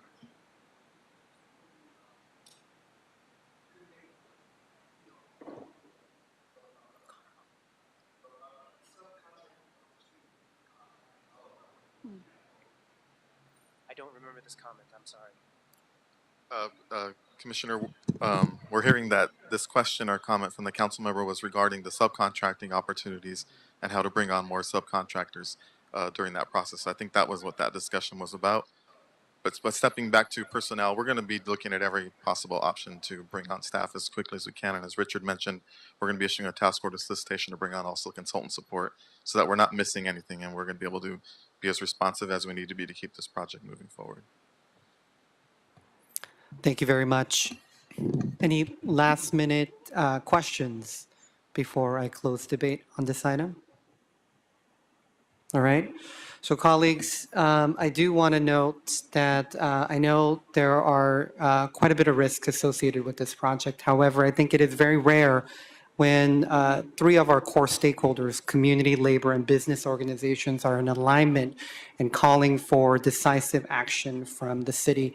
And I think as members of the board, we are tasked with governance of our bureaus, especially many of them are very much part of this process. And I think it is time that we demonstrate the value of this board along with our city council and our mayor, that we can demonstrate to all Angelenos that we can meet project deadlines on time. And I'd like to tell people that when I'm out in public that I think the best medicine for the city of LA was for the Olympics to come, because that is the deadline that we have to finish many of these projects. We do not have that extra hour or day. And I believe that once we pivot and once we put all of our collective minds together, I believe we can get this done. And I want to show the world that LA is ready to lead and that LA is ready to welcome the world to Los Angeles. And with that, I want to ask my colleagues for an aye vote for item number 7, and I'll move to approve. Is there a second? Second.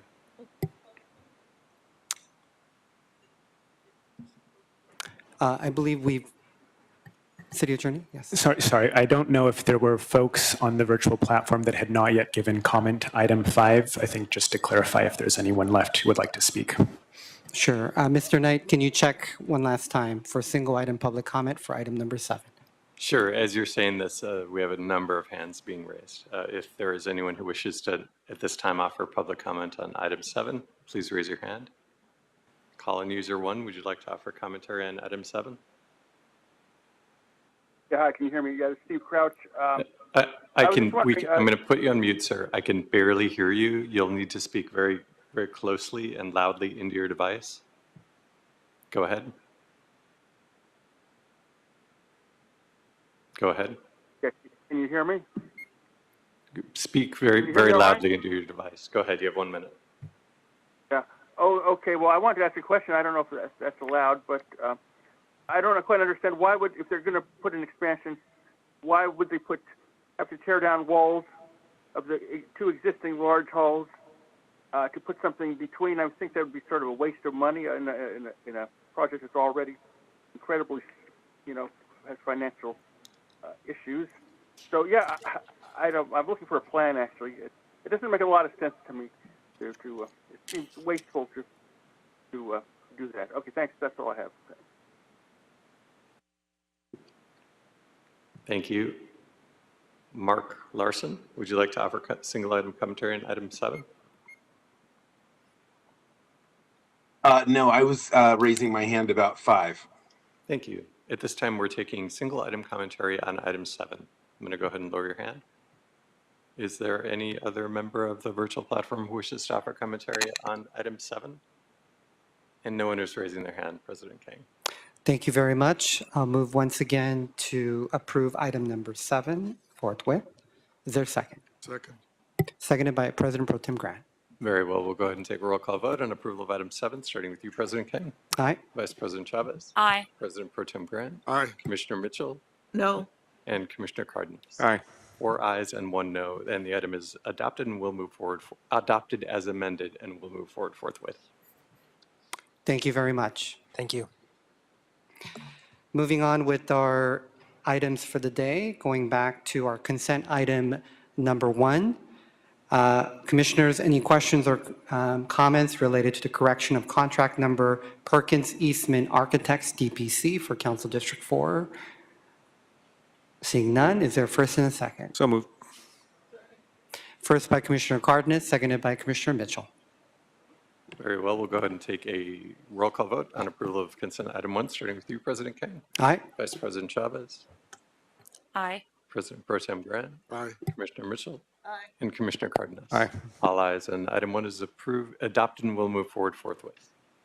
Thank you very much. So I know we have many members of the public here for item number 5, so thank you very much for your patience. So we'll go to item number 5 next. For Council District 14, denial for a fee permit to remove 4875 West Ontario Way. If we can have our Bureau representative from the Bureau of Street Services, and we will take public comment after the presentation.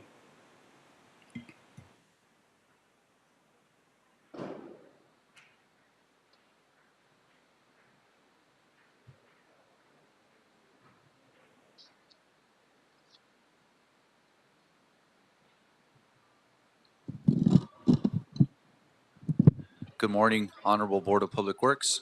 My name is Brian Ramirez with the Streets LA Urban Forestry Division, bringing before you an item for a request for this board to deny a fee permit to remove 27 protected trees and shrubs, which include 24 coast live oak trees, 1 Mexican elderberry, and 2 toyon shrubs in relation to a city planning case, tentative tract 67938.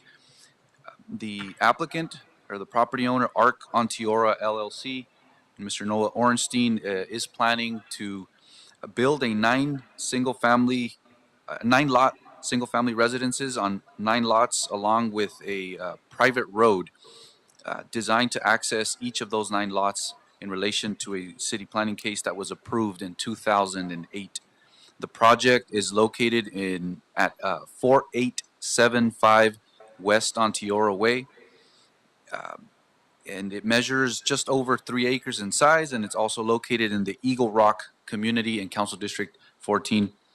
A little bit into the time and that or the timeline here of this project. On March 28th, 2023, the applicant's representative submitted an application for review by the Streets LA Urban Forestry Division for the removal of 1 single protected toyon. The reason for this request to remove the toyon was for a private road that was going to be built as a first step to developing these 9 homes.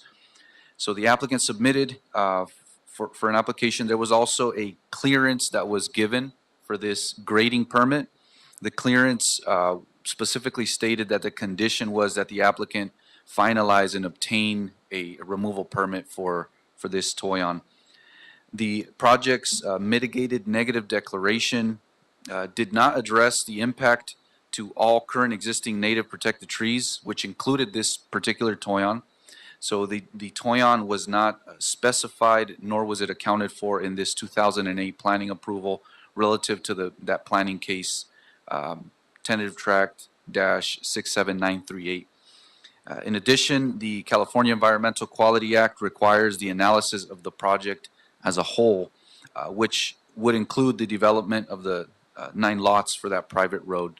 So again, even though the applicant was just coming for that single toyon for that road, the CEQA document had to really include everything at that time initially. A subsequent environmental review was initiated by Streets LA and subsequently performed by the Bureau of Engineering. The Environmental Management Group with BOE took on that review. And there was an extensive informational gathering and review process that took place between the city staff and the applicant. The subsequent environmental review process is required by CEQA. And it also included whether there be any project changes, change circumstances, or new information that would result in a new significant environmental effect. So that's what the city took on to try to determine at that time. It was determined that the original 2008 project map to subdivide the property, it was approved by the City Planning Commission.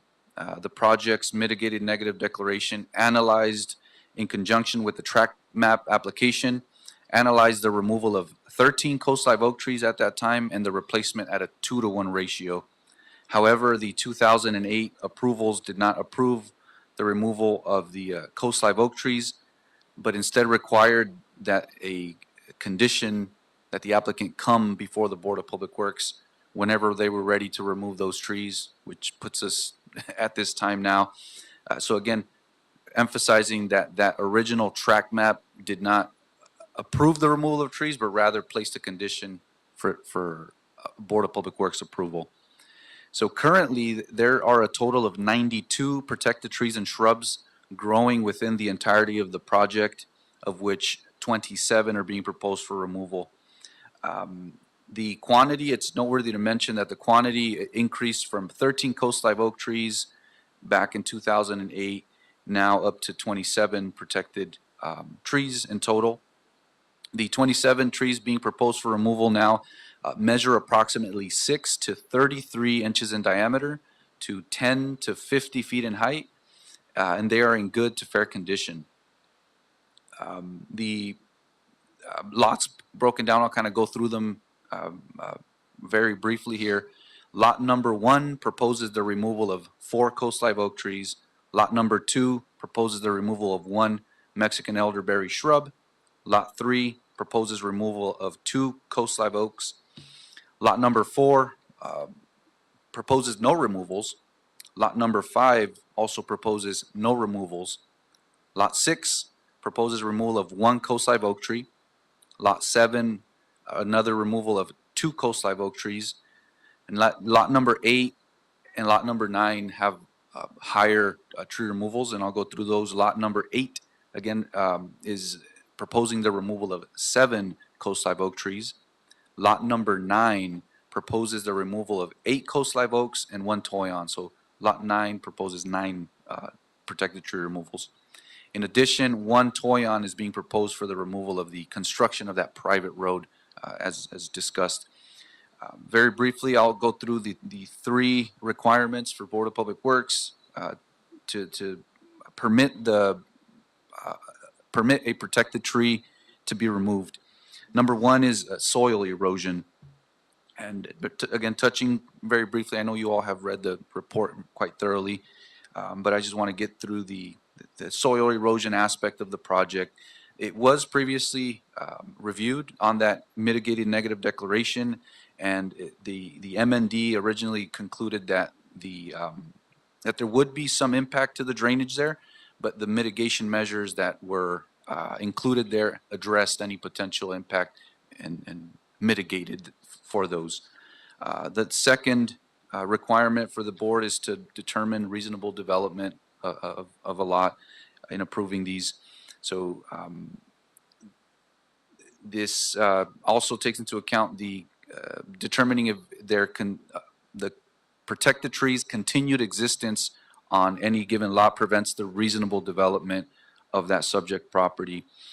There has not been any evidence presented at this time showing that the continued existence of all 27 protected trees and shrubs proposed to be removed prevents the reasonable development. And I highlight that word, that we don't know if it's all the protected trees would prevent the reasonable development. And then the third is the replacement of these trees. The applicant proposes to plant a total of 108 trees and shrubs within the project boundaries.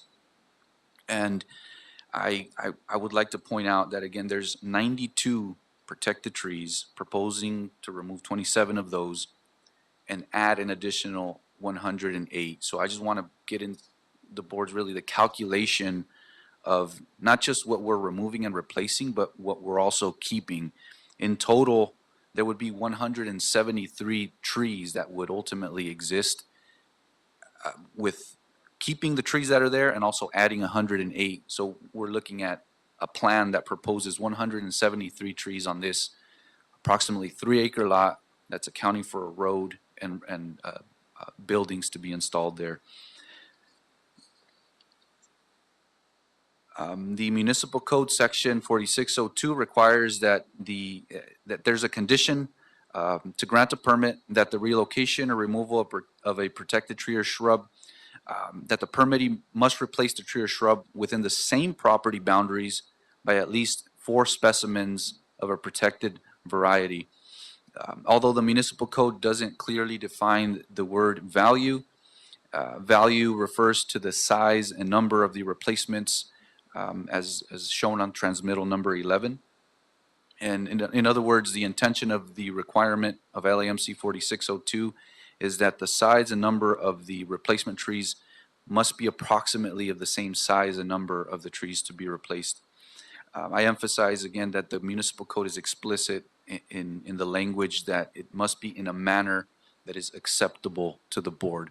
So I interject here that even though the division is making this recommendation to this board, ultimately the board needs to find these conditions to be in satisfactory standing to the board.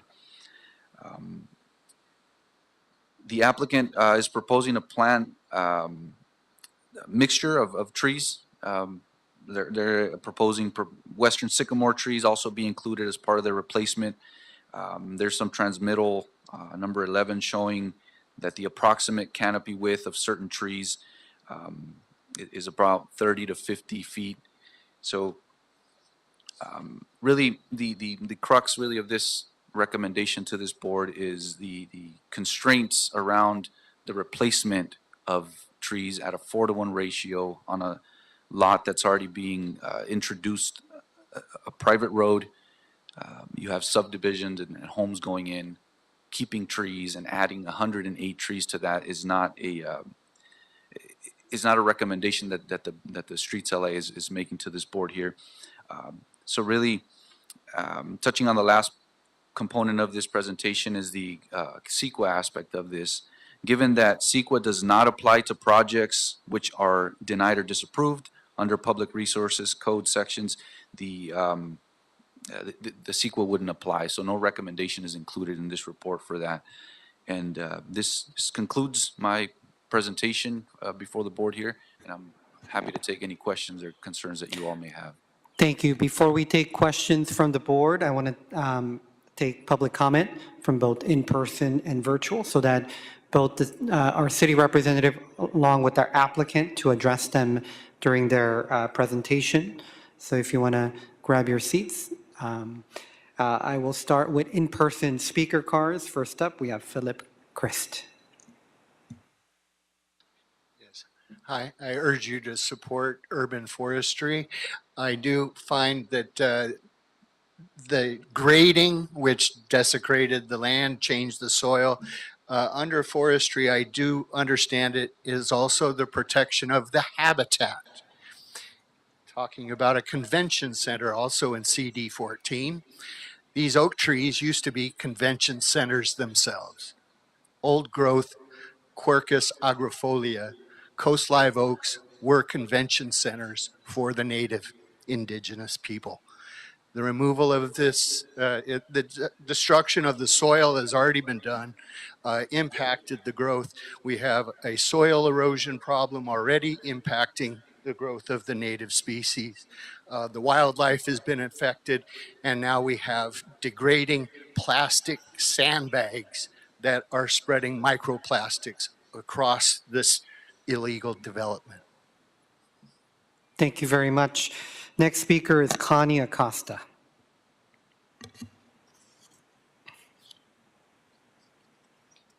I vote to deny the request. The city's biodiversity cleans our air from pollutants and aids everyone's health. The Ontario Way hillside, it's an ecological system of 97 protected native trees, naturally grown through a period of over 100 years. It's self-sustained through its natural aquifers. It's used as a wildlife habitat corridor and protects our city's roaming wildlife that are displaced by nearby development. The city cannot afford the trade-off of the Onteora ecosystem for the construction of 9 prefabricated homes. Already, when the city has an excess of residential new units, there are vacant throughout the city. Please deny this case. Thank you very much. Next speaker is Ken Boros. Thank you. Good morning.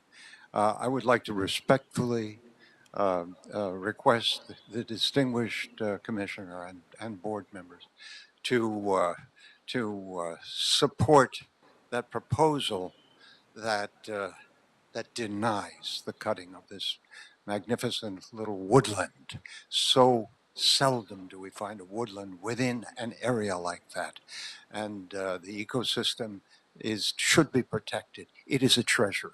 It is a gem. And in fact, all of our Eagle Rock neighbors are benefiting from it. It's good for the environment.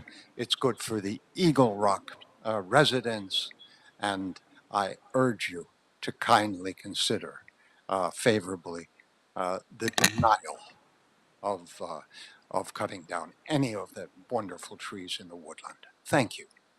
Thank you. Next speaker is Yao Pardis.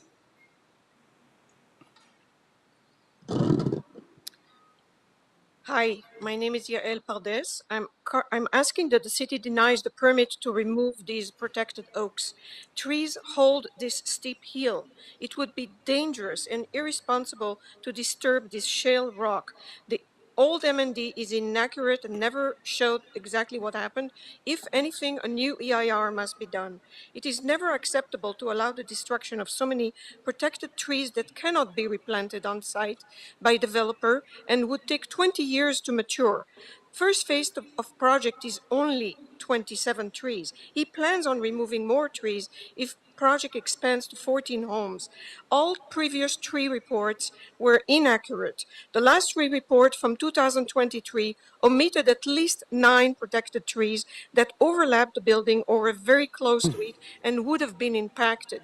So I urge you to deny it. The grading was very, very damaging, and we have seen the result. Thank you so much. Thank you very much. I also want to provide an opportunity if the Council District 14 wanted to provide additional comments, feel free to come up.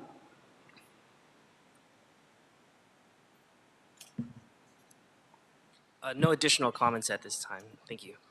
Thank you very much. And I know, Ryan Lederman, I believe you're a representative for the applicant. Since you're going to be speaking, did you still want to provide public comment? No, I'll be speaking with the applicant's presentation. Thank you. Got it. Thank you very much. We do not have any other in-person. We'll transition over to our virtual. Thank you, President Kang. We do have a number of hands raised, and in addition to the users who have already identified that they wish to speak on item 5, I'm going to go ahead and start with those users who earlier identified that they wish to offer commentary, and hopefully they're still in the room. I'm going to start with Tyler. Good morning, honorable commissioners. I'm here to ask you to deny the permit to remove the trees on the Onteora hillside. The activity and grading that has already occurred on 4875 West Onteora Way has created erosion and slope failure in our community. According to a geology report from RMA Geoscience, my property is directly affected by the slope failure that the developers caused because they diverted a concentrated runoff through haphazardly placed pipes directly over a natural slope between our properties. This could ultimately lead to a landslide and danger to my life and property. To make matters worse, the city has sent me a notice of slope failure to fix the damage the developers have created. If the trees are removed, it will only exacerbate an existing issue that has yet to be addressed by the developer at 4875 West Onteora Way. That is why I ask you to deny the fee permit to remove the trees. Thank you. I yield my time. Thank you. And we'll move next to Clara Solis. Oops, I accidentally muted you, Clara. Sorry about that. Please unmute. I'm sorry, I didn't realize I'd be speaking so quickly. Let me pull up my letter, sorry. I am opposed to the appeal of the developer. This is on item 5, correct? Yes. Okay. I'm sorry, I'm attending 2 meetings at once. And so I am opposed to it because I feel it's disastrous to be trying to cut down so many trees. This land is precious to the Gabrielino Quiche Nation. And I have been opposed to this since 2023. I am also speaking on behalf of San Pascual Arroyo Seco Wildlife Preservation. And the group is also opposed to this project. And we feel it will be detrimental to the neighbors in the surrounding community. It will destabilize the hillside. And there are cultural. Thank you. Thank you. And I do have Georgina McPhee, who has indicated she wishes to offer commentary on item 5. Georgina, are you still in the? And I do not see her in the list of attendees. We can move next to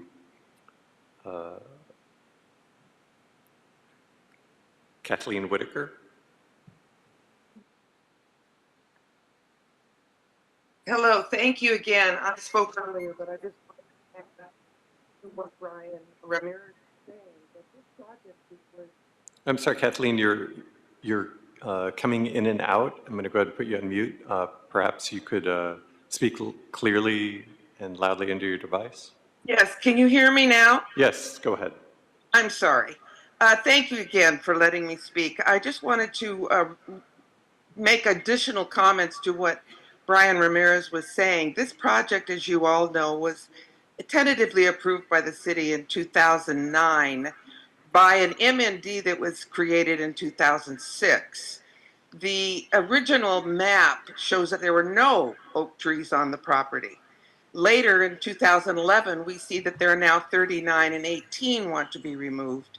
We now see that there are 92 trees on the property and that there are 27 that need to be removed. Again, someone mentioned the shale.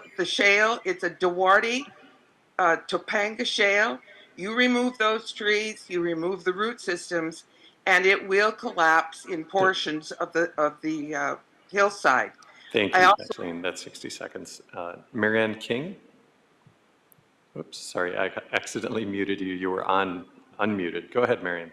Hi, good morning, Commissioners. Marianne King, CD12 CFAC rep, speaking on behalf of the Community Forest Advisory Committee. CFAC voted unanimously to oppose the Onteora Way project, which is detailed in our March 2025 letter you've received.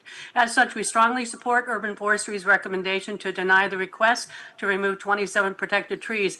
After now reading the March 2024 tree report for the project, personally speaking, as a former city planner, this is probably one of the most potentially environmentally destructive projects I've seen in a long time. The tree report reveals an additional 48 protected trees and shrubs will be impacted. That means 85% of the existing protected trees and shrubs will be impacted.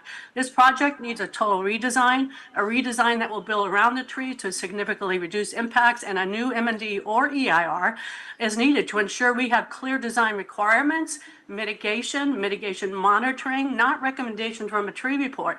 Please note, this site is identified as a habitat area as well.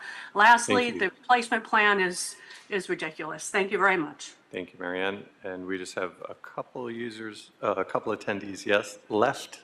I do have call-in user 1. I don't see call-in user 1 on the list of current attendees. I do see call-in user 2. Calling user 1, are you still with us? Okay. Brooke Bennett? Brooke Bennett, are you still in the room, in the virtual room? Okay, and then I see a number of hands raised who have just recently raised their hand, President King. Yes, please. Very well. We can start with Mark Larson. You should be receiving. I just Go wanted ahead. to say, in light of learning today about the inadequate recording of public commentary, I felt it was necessary to verbally reiterate my position on item number 5, which is that I am for the denial of the permit to remove protected trees at 4875 Ontario Way. Thank you, Mr. Larson. I should mention that all 25 public comments received on item 5 had been distributed to all commissioners as well as city attorney and city staff. Those were received on the Google public comment form that any attendee can submit, and the link is posted on all of our agendas. We can move next to call-in user 2. Yeah, hi. Can you hear me all right? Yes, go ahead. You have 60 seconds. Steve Crouch. We need workforce housing. We need senior housing. We don't need luxury housing. There's a lot of vacant luxury housing already in the city. And then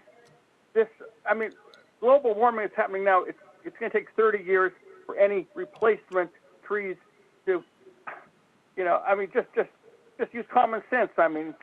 These little saplings or even larger than that aren't going to replace mature trees. Global warming is happening now. We can't wait for 30 years.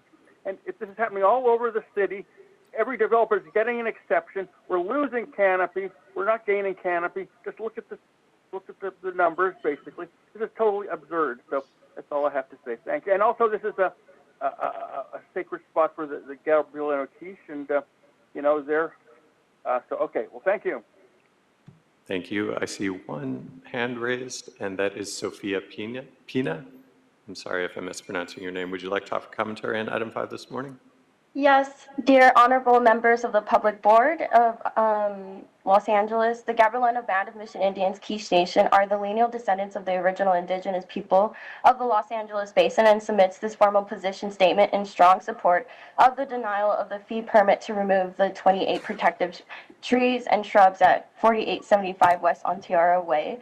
The project site includes coastal oak groves, natural springs, bedrock formations, and ancestral burial grounds, and other tribal culture resources that are sacred to the Quiche people. These resources are part of an interconnected cultural and spiritual landscape, and that has sustained the Quiche Nation physically, spiritually, and culturally for thousands of years. Importantly, oak trees in particular are vital to our cultural traditions and survival, and their destruction would irreparably damage the sacred environment. Any removal of the protective trees would not only violate AB 52, CEQA, and SB 18, but it would also constitute a direct spiritual attack on our tribe and the desecration of the irreplaceable cultural landscape. The project did not undergo proper consultation, and despite repeated... Thank you, Sophia. That's 60 seconds. And President King, that concludes all of the attendees who have raised their hand, as well as those who have indicated it earlier, as well as the attendees here in the hearing room on item 5. Thank you very much. So now I believe we can close the single item public comment for item number 5. Now I do want to invite our applicant to for their presentation. And while the applicant gets ready, I do want to ask for a 3-minute recess for a quick bio break.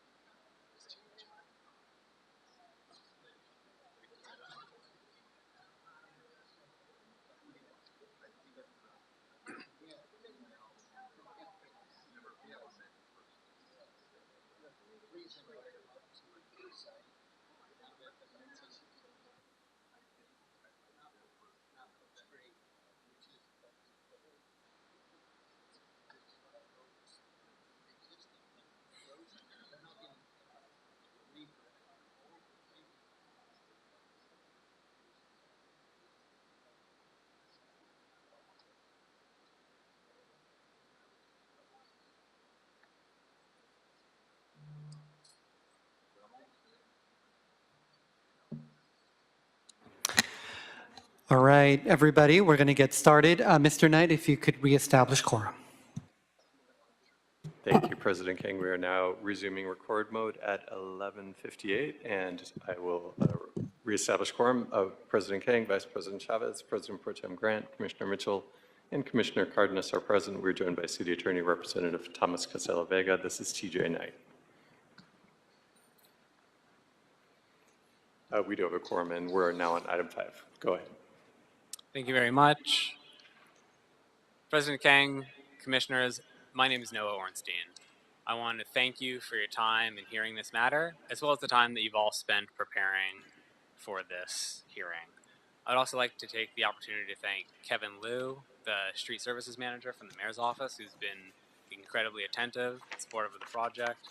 I'd also like to thank Brian Ramirez from Urban Forestry, who you heard from earlier, who we've been working with for over 2.5 years on this project. As you heard from the community, there's a lot of concern over this project. And as you'll hear from us, there is a very significant and strange amount of circumstances surrounding this project. Among the commissioners, you have experience in every different facet of the city. It's obvious that you all care deeply about the city. You've worked in many different areas of the city for public, private, community-focused advocacy groups. And what you will hear today will enrage you. If you have a moral and ethical perspective on housing and on the city sticking to its legal and ethical responsibilities, what you'll hear today will be deeply, deeply frustrating. And again, we appreciate you hearing us out.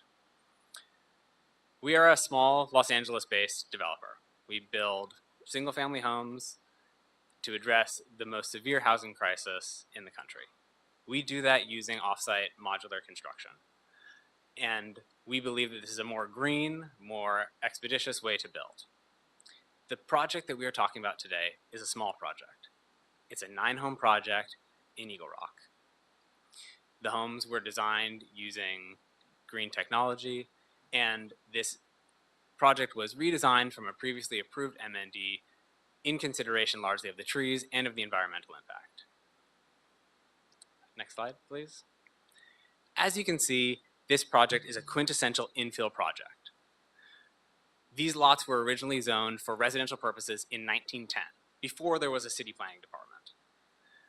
You heard members of the community refer to this as a green space or a woodland. This is residential property, as are all of the parcels surrounding this parcel.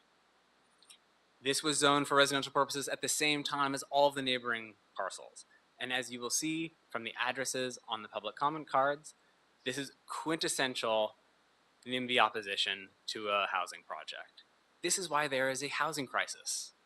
This is why there is a Housing Accountability Act. This is a housing project as defined by the Housing Accountability Act. This board must act in a way that is compliant with the Housing Accountability Act. There was an MND adopted in 2009 by the council, and this MND required appearing in front of the board for removal of the protected trees. The adopting housing element from 3 years ago took credit for this housing project as a contributory pipeline project for the housing element of the city. But through the course of applying for this permit, the city has treated this application as it is the first time anybody has applied for a protected tree removal application. If Urban Forestry is to deny this application, they must show that it has a specific adverse impact upon the public health or safety. And they must do this by showing a quantifiable, direct, and unavoidable impact based on objective, identified, written public health or safety standards. That is the criteria. We're going to come back to this standard again shortly. Next slide, please. These are a couple of representations of the project. Again, these are small homes between 2,000 and 3,000 square feet, built on lots that are roughly 12 to 15,000 square feet. Next slide, please. I want to speak briefly to the timeline of this project. Commissioners, as you were reviewing this council file and this board report, you probably noticed that the timelines are really quite elongated and quite strange. There are a number of reasons for this. In January of 2023, we submitted a protected tree removal application. Contrary to what the representative from CD14 mentioned previously, we submitted 2 protected tree removal applications at the direction of the Urban Forestry Department. The first application was for the extension of the street improvement, and then the second application was for the construction of the residential lots. A clearance was then issued by Urban Forestry in May of 2023 for the street improvement associated with the B permit. The clearance specifically stated that the protected tree could not be removed until a permit was obtained for the removal. We agreed to this clearance and we proceeded with construction, protecting the tree. Urban Forestry had inspectors visit the site multiple times to make sure the tree was protected, and it was. Thereafter, the permit was revoked, and we were told that we needed to submit an application for all the trees on site. We then did, and the permits were not reinstated. After that, in January of 2024, so the final application was submitted December 14th, 2023. At that time, the city said they needed to do additional CEQA analysis and referred us to a member of the city in the Bureau of Engineering named Eileen Schatzow. She did not respond to us for roughly 60 days, and then the city requested a deposit of $50,000 to complete additional CEQA analysis. Ms. Schatzow requested items that were in the previously submitted protected tree removal application, and then we did not hear from her for another 6 months. I was inspired by the prior agenda item number 7 to hear that sometimes the city can respond over a weekend to projects, and that everybody's been working so diligently to add staff. The acting city engineer stated that they have a staffing plan to hire as many needed staff people as possible to address the report that was submitted for the convention center. However, for 6 months, we were told by the city that there was nobody in the entire city family in any department that could conduct an environmental review on this project. Months later, a working group was compiled with the Bureau of Engineering and members of the city staff, and they gave us a litany of reasons why the project had to undergo additional review. We complied with every single thing they asked us for, including additional biological resources analysis. They asked for tribal consultation, which we had provided. They even said that we needed to consult with CDFW. We reached out to CDFW after nobody in the city family did for 3 months, and CDFW said unequivocally that they had no role in this project. Nobody from the city had ever reached out to them, and they did not want anything to do with the project. These documents have been submitted along with our report to the board. I wanted to take a moment to discuss the timeline associated with the project, just writ large. 986 days have passed since we submitted our protected tree removal application. Commissioners, 986 days. We have been waiting for this hearing, and we have been told that a number of different items are needed for this hearing to occur, and we have complied with every single one. It's 853 days since we received the clearance for the Toyon that was then improperly rescinded. It's 648 days until the final document that the city told us that they needed to give us all of the protected tree removal permits was submitted to the city. And we were told that a board report would be submitted shortly thereafter. And here we are, 648 days later. I'd like to take a moment to highlight the report that you have in front of you from city staff. This report is deeply inadequate and deeply deficient. Specifically and most importantly, the report states that the protected tree removals were not contemplated and that the Toyon was not highlighted in the originally approved MND. You will see two photos in this slide, slide 7, that highlight in red the subject Toyon in the original MND and the original protected tree report. You will also see to the left of that the original tract map, which indicates the entire scope of the improvements, which are significantly larger than the scope of improvements that we have proposed today. All of the proposed removals were encompassed by this application. The only difference is that the city's protected tree ordinance has been revised to include larger diameter trees and additional species. That is not a change in law, and that is most assuredly not a change in project. Next slide, please. After working with city staff for a year and a half, a 7-page board report was submitted. It is roughly 5.5 pages of content. This is a report that we were required to make a $50,000 deposit for. Additionally, this report does not include any of the CEQA information that we worked closely with city staff on. There are a number of transmittals in this report that are concerning and, frankly, bizarre. Transmittal 4 is for a separate project. Transmittal 6 is not the document that was submitted. Transmittal 11 is a number of links to websites that have not been adopted as a standard by Urban Forestry or Bureau of Street Services. We asked to confirm what the standard was for review, and we were told that no standard has been adopted. Oh, my apologies, TJ. Item 12 is an item from a member of the community with baseless accusations that have been included in the board report for no specified reason. Item 13 is a letter from the Gabrielino Band of Mission Indians that was also included for no specific reason. And most surprisingly, city staff in the Bureau of Engineering has already spoken with the tribe for all needed mitigation measures. This item has been closed and resolved. There are additionally letters from disgraced council member Kevin De Leon, who was an opponent of this project for craven political reasons.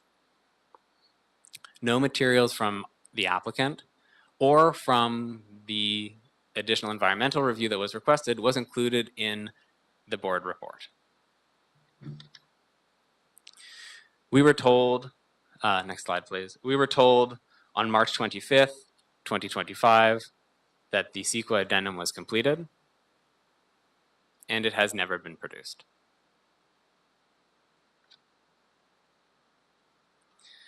The board report states that there has been no evidence presented that the continued existence of all 27 protected trees proposed to be removed prevents the reasonable development of the property.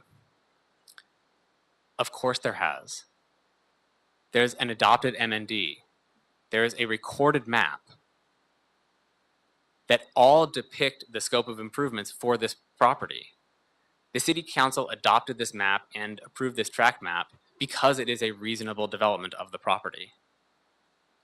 It is impossible for the city to then state that it is not a reasonable development. Furthermore, in meeting with urban forestry staff directly, including Brian Ramirez, who made the presentation today, as recently as a few weeks ago, he confirmed that the scope of removals was reasonable. It is 3 removals per parcel. And he told us that he could not include the recommendation, but if asked to specify, he would confirm that these removals are reasonable and consistent with the general scope of development. I will briefly continue with a few specific items on that theme. These homes were redesigned and the scope was made significantly smaller because we wanted to preserve and protect as many trees as possible.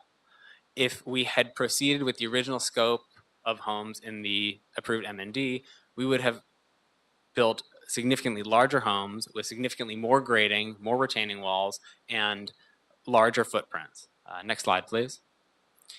If we were to build to the entire building setback, that is the scope in this outlined area that would be improved. There would be many, many more trees ruined.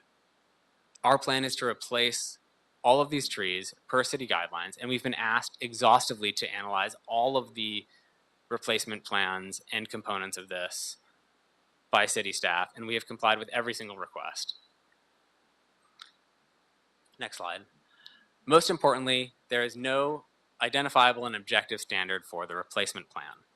As we were told by city staff, the removal plan is reasonable. It is the replacement plan that they suggested they had concerns with. However, there is no objective standard for tree replacements. The links shared in the report are not adopted city documents, and the municipal code defines value as a general term that it does not have anything specific, and this was actually asked by city staff to be briefed by our biologist, and they responded exhaustively with their analysis of this term. These items are in the report, and we would like the opportunity to have our representative, Ryan Lederman, discuss the Housing Accountability Act and Permit Streamlining Act issues with this project. Thank you, Noah. My name is Ryan Lederman. I'm from Holland and Knight, and on Friday I submitted, on behalf of the applicant, a 25-page letter addressing a lot of the legal issues with the actions before you today.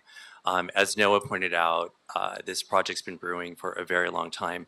The City Council actually approved it in 2009, and there was final action with a mitigated negative declaration. Back in 2022, the applicant submitted a grading permit for the project, and that was approved in July 2023, and that approval followed a protected tree removal permit application for the Toyon, which, as Noah pointed out, was identified in the survey documentation that was included in the 2009 MND. The city did issue a grading permit, and I know there's been some whispering or concern about the grading conditions, but the grading work that was done pursuant to the valid grading permit that was issued. So I just wanted to point that out for the record. The city did revoke that permit in October 2023, and then in December 2023, at the direction, because the city had bifurcated the areas from the road for the rest of the project, a protected tree removal permit was applied for in December 2023. In January 2024, the city, well, actually 5 days later in December 2023, the city acknowledged receipt of that permit application. So, and this is where it ties into the Housing Accountability Act. Within 30 days of submission of an application, it is deemed complete unless the city identifies that as incomplete. So therefore, by operation of law, that permit was complete. That sets off another deadline, another trigger under the Housing Accountability Act, and that's in 65589.5J of the Government Code.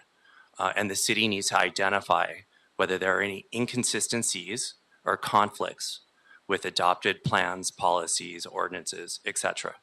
The city never came up with any inconsistencies with the protected tree removal permit till, I don't know, about a year and a half, 2 years later, till last month. So the city has grossly not complied with the Housing Accountability Act. But there's a reason why there's a Housing Accountability Act, is because we're in a housing crisis. And what that means, if the city does not identify any inconsistencies within that required 30-day period, it is deemed consistent by operation of law. So while there might be arguments and disagreements whether there's compliance with the protected tree removal permit standards, and we'll go into that, by operation of law, this project is deemed consistent. So as a result, in order to go ahead and deny this project, there must be legal findings to deny this project. Your board report is wholly absent from any legal findings to deny this project. And, you know, there is an adopted MND there, and it analyzed the entirety of this project. And the project that was analyzed by the city council of the city of Los Angeles was bigger. It had more grading. So over time, as Noah pointed out, the trees grow in size, but those trees were there before. And so the diameter requirement went from 8 inches to 4 inches. So that, of course, triggers more trees that are protected. But all those trees were looked at in the 2009 environmental analysis. But in order for you to go ahead and deny this project, you must find that there's a health and safety impact that cannot be mitigated any other way. There's no such finding in the record, and there's no way that you can make that finding under the record. And in addition, the Housing Accountability Act looks at objective standards. And this is a serious issue for the city because your protected tree removal ordinance is filled with subjective standards. And as a native Angelino and someone who lives in the city of Los Angeles, I'm concerned that you have an ordinance that if someone challenges, you're going to fail because there are subjective standards that are filled within that ordinance. And the Housing Accountability Act requires adherence to objective adopted standards. And you just don't have them over here. Staff is interpreting the 4 replacement trees as a shall, the ordinance as a may. There's a term value. There's no definition for value. Your board report talks about spacing requirements. There's no such spacing requirement anywhere in the municipal code or city adopted standards. So it's all made up, and the Housing Accountability Act protects against the subjective ad hoc standards that are being employed over here. And then I do want to just address the M&D. CEQA case law is very clear that you do not reopen the environmental review process. This was done. And for the city to say CEQA does not apply for denial, that means the city has put the thumb on the scale to not let you, the decision makers, make that determination, because there needs to be CEQA in order for there to be a determination. And if they've taken that away by not even presenting that to you, they've already made that decision, which means they baked a denial into it, which my applicant never had a chance. And that's not fair. And I think you would realize that, especially because the city council already did the environmental review for this project. And the case law is very clear that you don't reopen it, that a change in the size of the trees is not a change in circumstance, it's not new information, especially since those trees were already identified earlier. So with that, I'm going to turn that back over to Noah.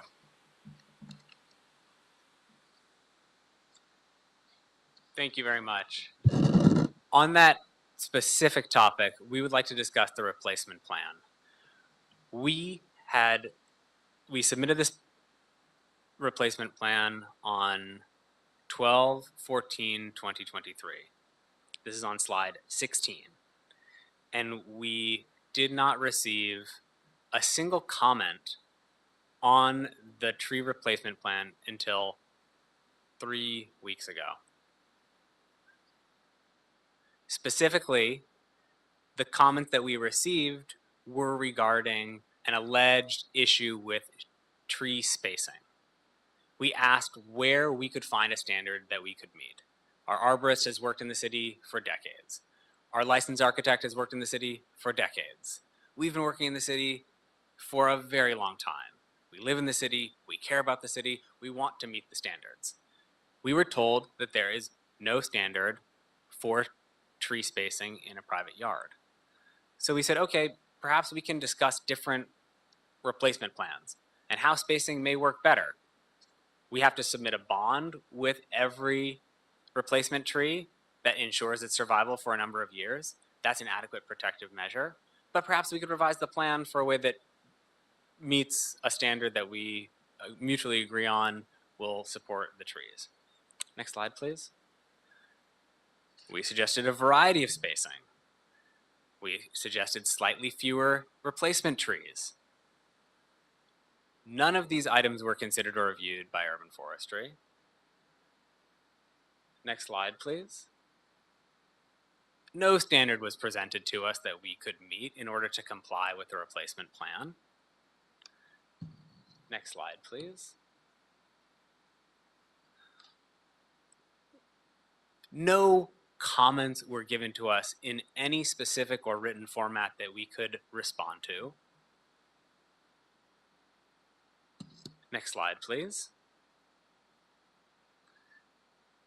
No opportunity was given for the applicant to revise a replacement plan that was over a year and a half old to comply with the desires of the Urban Forestry Division.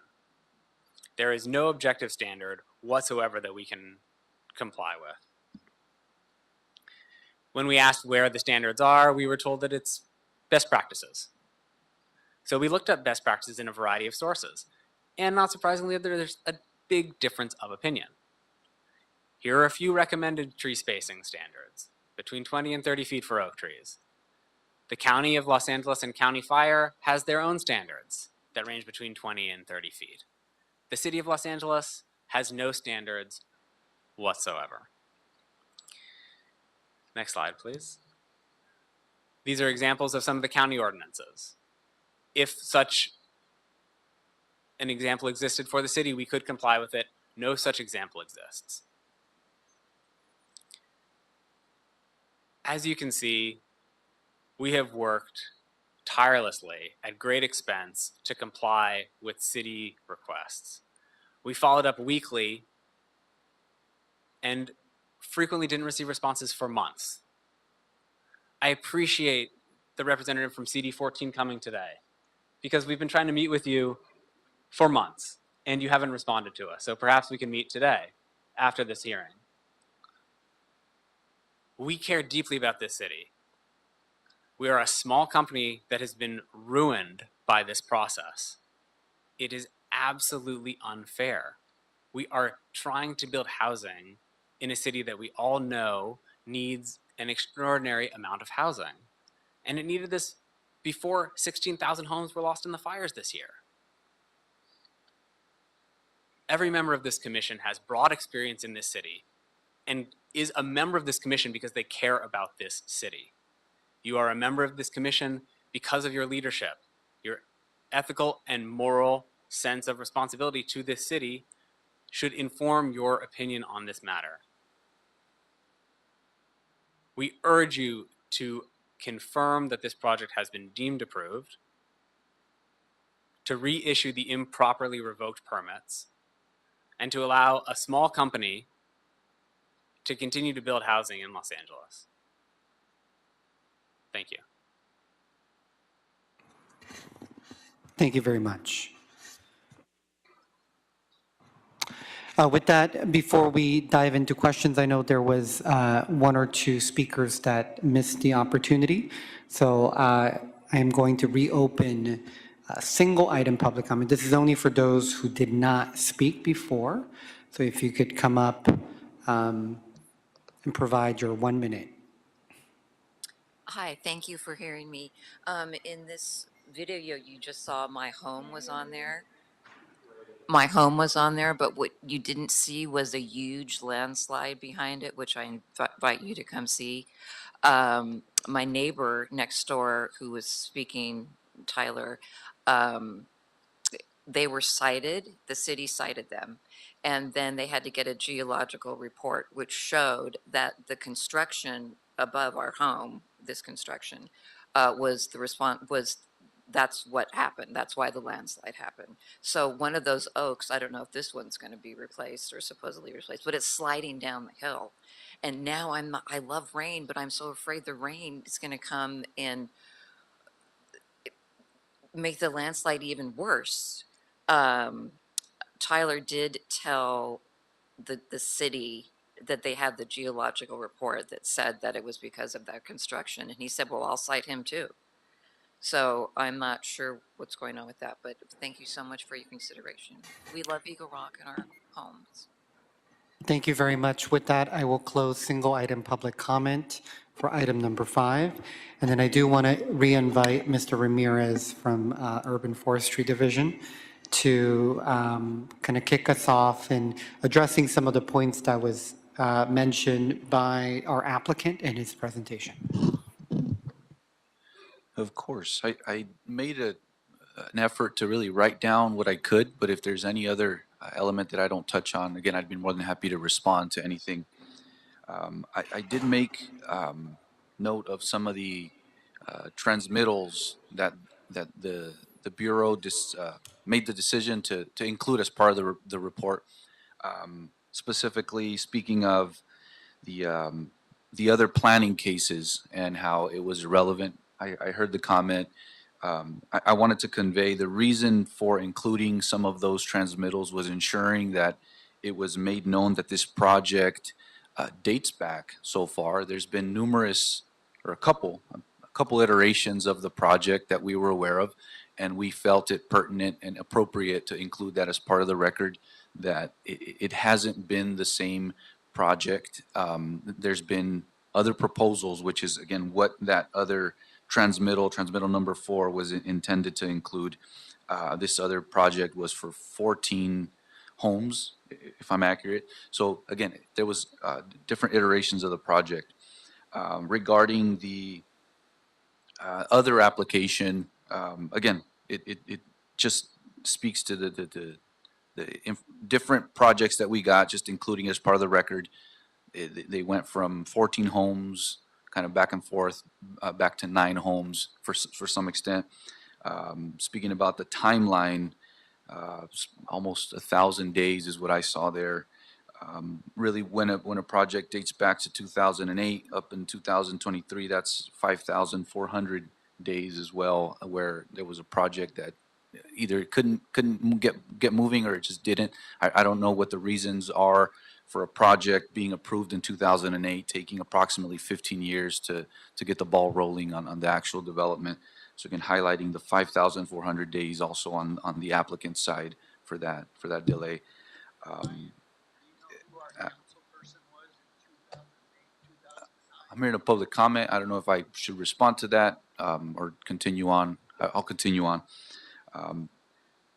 Regarding the standards, concurring really that the city of Los Angeles does not have objective standards for tree spacing on private property. There's no document that I can point to that really we can find to say this is the exact measurement that you all need to adhere to.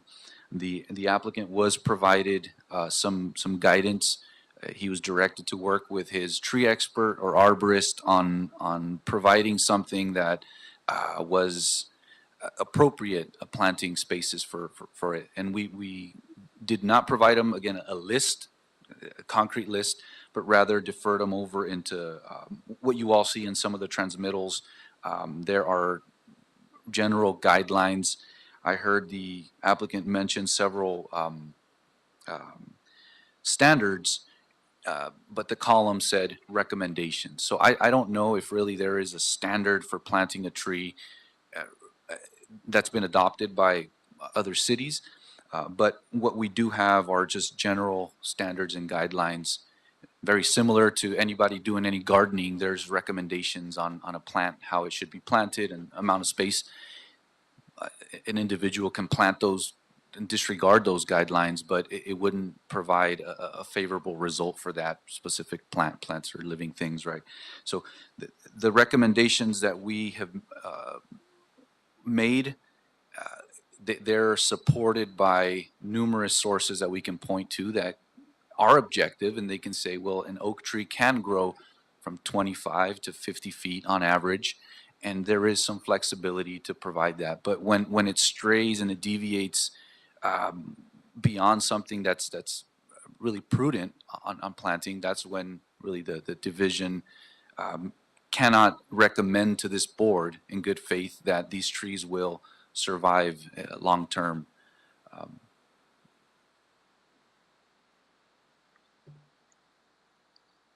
As for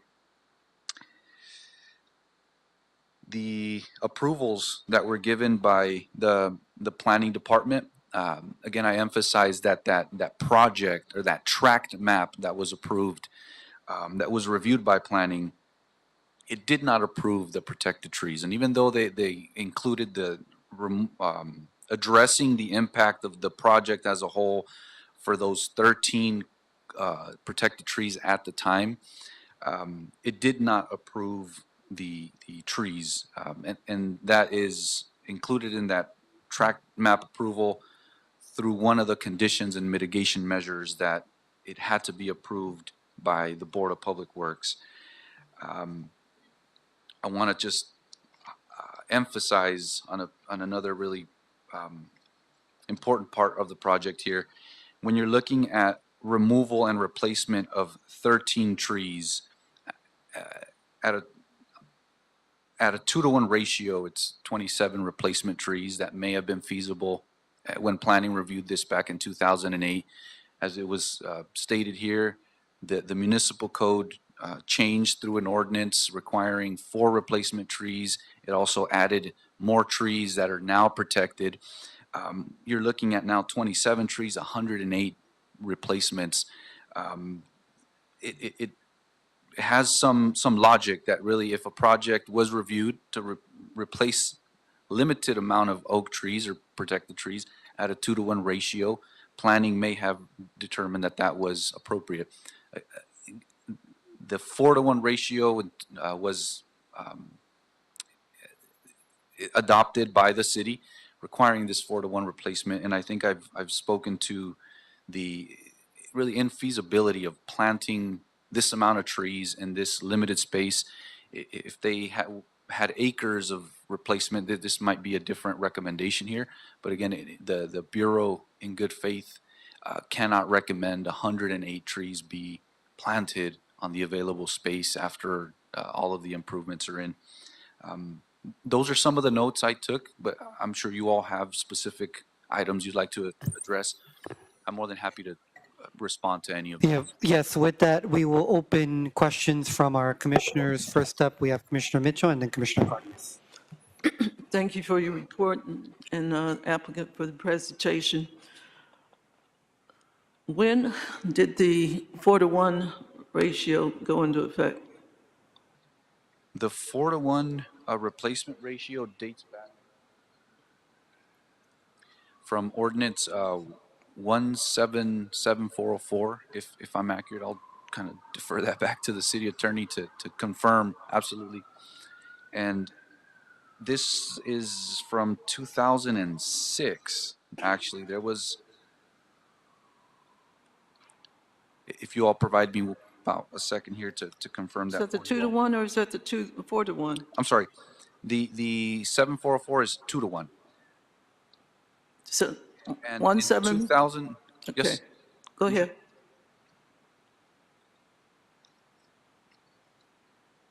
The 4-to-1 was adopted pursuant to ordinance 186873, and this one dates back to 2021.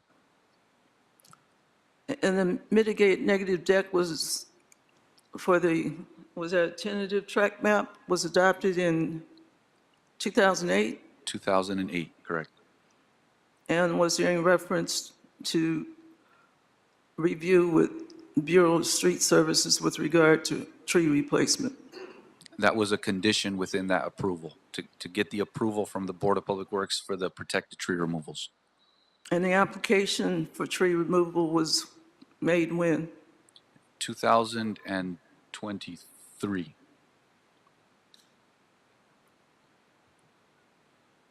Is it 23? Was it 21? This was, the application we have is March 2023. Okay. And so the 4-to-1 went into effect in 2021, right? Correct. Is there any documentation in the Bureau's files of any attempt to apply for or gain information about tree removal between 2008 and 2023? I don't believe there was any effort on the Bureau's part to inquire about any other applications that they may have submitted. I'll defer that over to the development team.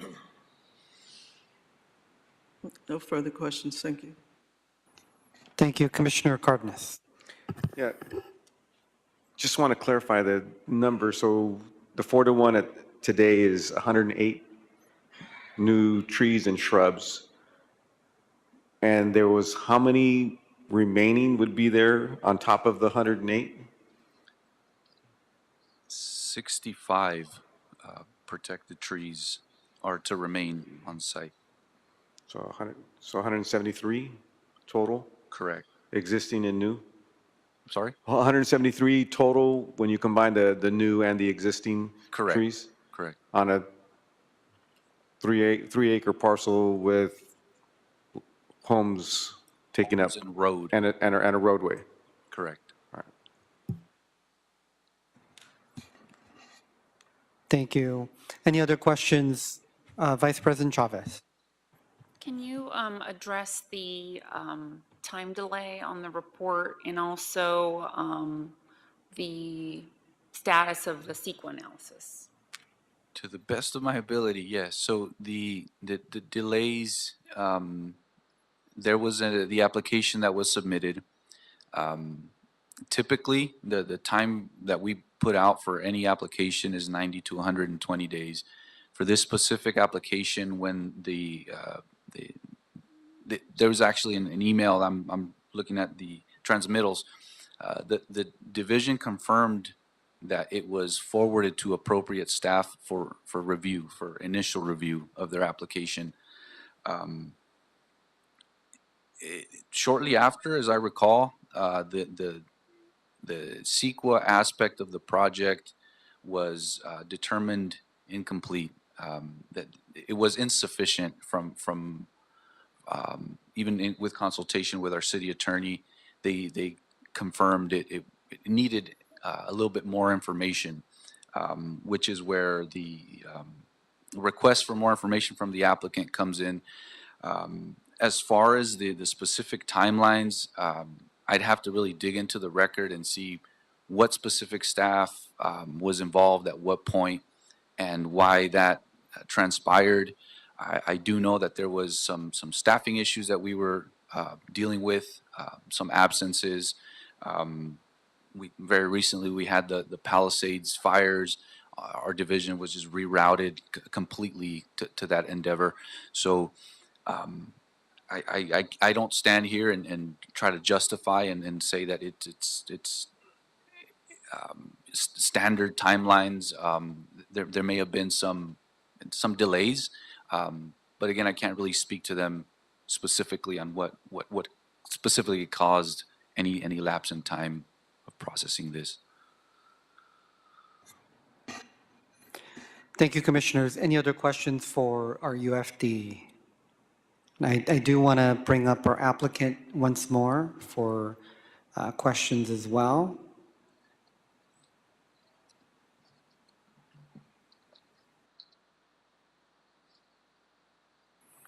Thank you. So I'm happy to kick this part off. So you highlighted some of the timelines that you've mentioned, but since the initial sort of filing and application, a project of this scope does require extensive community engagement. Were there attempts by, the applicant, the representatives, or any other third party to speak with the local neighborhood council, the neighbors, not the city government per se, but the immediate impact area? Thank you for the question, Commissioner Kang. We spoke with the neighborhood council. We reached out to the council district on numerous occasions, and we have spoken with a number of neighbors, some of whom have spoken today. And we additionally attended the CFAC meeting, which we were not invited to, but we found out about it through a referral from one of our consultants, our arborist specifically. And we attended that meeting and we advised them of the multitude of errors of fact and timeline in the letter which they issued. We asked them to hold issuance of the letter until the material could be corrected, and they declined that opportunity to have the record accurately reflect the project and the law. So we have made those efforts, and we will continue to do so throughout the course of building this important project. What about sort of the immediate area in terms of the neighbors or the neighborhood, to be precise? We have spoken with all of the neighboring properties that had concerns when we were doing the grading activity. The grading plan was issued. There was a retaining wall plan that was also issued. A number of the neighbors inquired about the scope of construction, and we let them know our schedule and the scope of the proposed improvements. The reason there have been some issues that were brought up by members of the community with regards to runoff or erosion is that the permits were revoked. The erosion control plan was constructed per permit and inspected 3 times. And we had requested that the city reinstate the permit so that we could again support the approved erosion control plan, and were denied that opportunity. We requested to Building and Safety on multiple occasions to allow us back on site to continue at least the erosion control plan. We met with the grading inspectors on site just a few months ago and requested that opportunity and were denied. So we really have done our best. And then my other follow-up is you mentioned in your presentation that you received city council authorization back in 2009.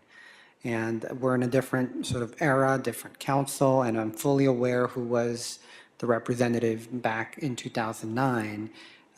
Why didn't the applicant act back then, and what has changed since then and now? We acquired the property significantly later and began a redevelopment to decrease the scope of retaining walls.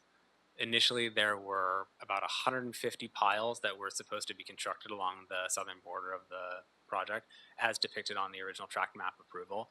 We eliminated that entire scope. We moved all of the homes uphill. We changed the project from having 14,000 cubic yards of export to having 2,000 total, including the road. This is a massive improvement for the community and a massive improvement for the project. And this was done after we acquired it, redesigned it, and then submitted for the building permits and approvals per code.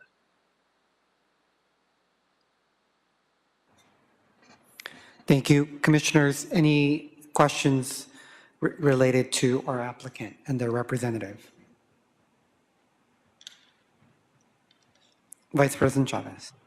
Just curious, in the discussions with the community, if there was ever consideration on your part to reduce the development intensity on the site, just to improve the potential for the replacement trees to be established. Commissioner, thank you for the question. We did consult with our arborist and our architects, and we also presented at the neighborhood council, and we spoke with CFAC regarding the replacement plan. The homes are between 2,000 and 3,000 square feet, which is consistent with what is built in the neighborhood. You're a resident of Northeast Los Angeles, you know that's not out of scale or a bizarre scope of construction, especially on a 10 to 15,000 square foot lot. Our lot coverage area is quite small as a percentage. It's actually significantly less than all of the neighboring homes around our parcel.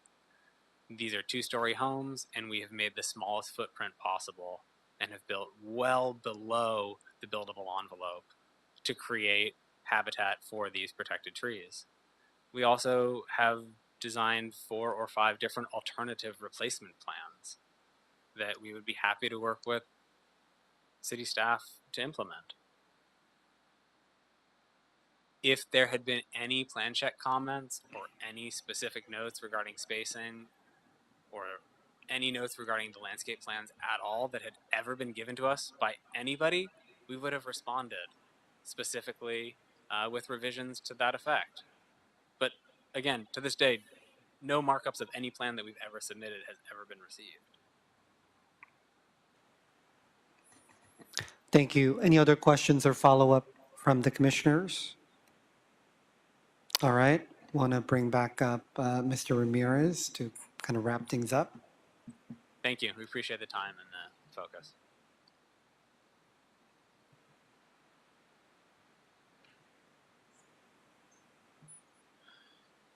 So before we deliberate, was there anything else you wanted to add related to today's discussion? Yeah, perhaps just a very brief summary here. As the applicant was speaking, I did recall one of their statements regarding my personal take on their project. And I heard them state, and I don't want it to be misrepresented. They said that per discussions with me, I approved or thought that their removal or their removal amount of trees being removed was approved or something like that. What I did want to mention is when I looked at the plan, I'm looking at their footprint as they're proposing. So I think the term used was I agreed to the removal of the trees. So I did concur that the trees needed to be removed based on the plan that they were providing. And I just wanted to give that clarity that there's no way to preserve and retain those trees given the proposed plans. These trees will be impacted. They will need to be removed. So that's what I agreed to. I want to clarify that. I also want to reiterate what they mentioned about the zoning of these particular lots. I hear oftentimes the community also speak about their green spaces and open spaces. I am also I understand that these are residential lots. It's not a public park, they're residential lots. So I treat that with the sensitivity that it really deserves. It's a person's private property.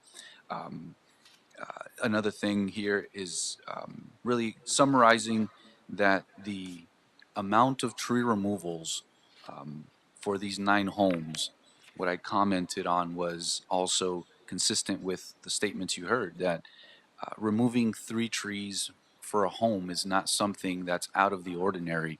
I was just before this board for other items, single families, 1 home being removed, proposing the removal of 4, sometimes 6 trees. So what I conveyed to this team was removing 3 trees for 1 home is again, not out of the ordinary. So I just wanted to give final clarity on that. And really the recommendation that you all are receiving from our bureau, from our division, is based on the understanding that there's no support that we can give a proposed replacement plan really in good faith and make a recommendation before this board and say that 108 trees, a total of 173 trees can really survive and thrive post-construction. Given the guidelines that are out there, that really, even observations on how big a tree can grow, knowing that it needs those resources, access to light, access to the soil. Outside of that, you have a lot of competition amongst these trees, and the probability of these trees not surviving long term, again, is something that we really contend with.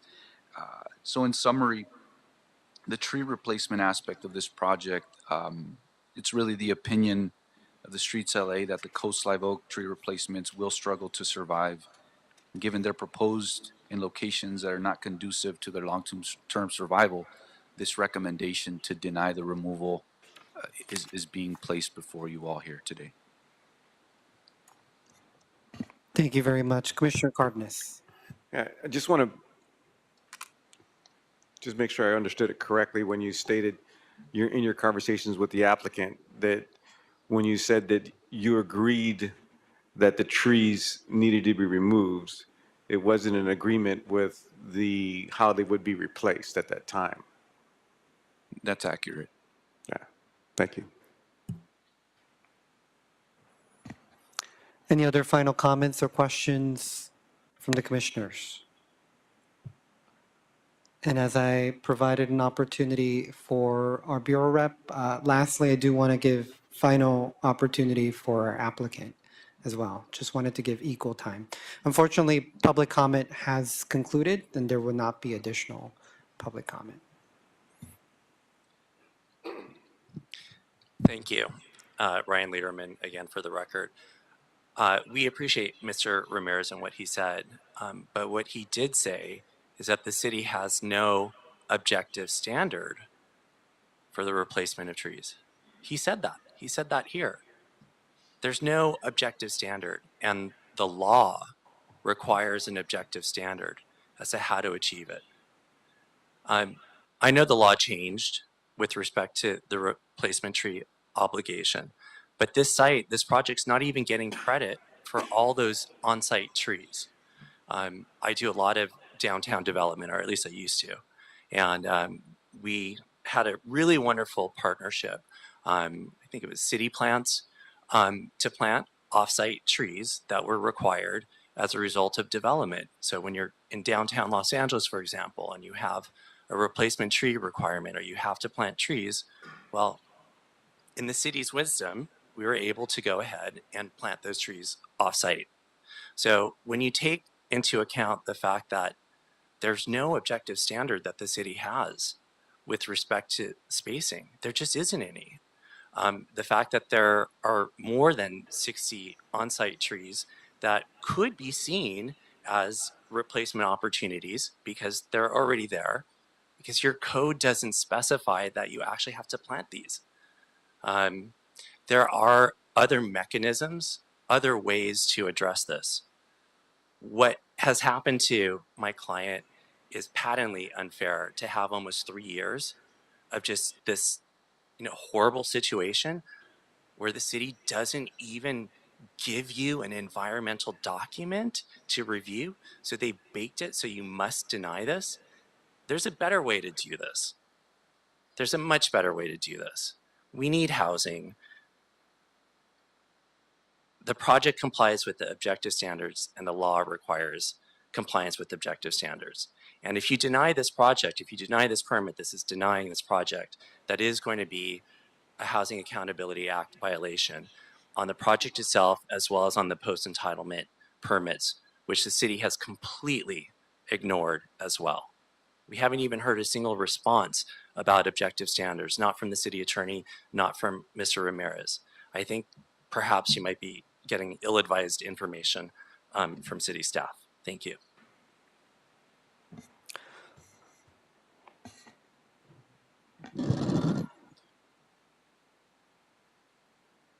Commissioners, again, we really appreciate the opportunity to present this project for you. We've waited years for this opportunity, and we know that there are many matters before you, and appreciate your giving us the time and presenting all the questions that you have.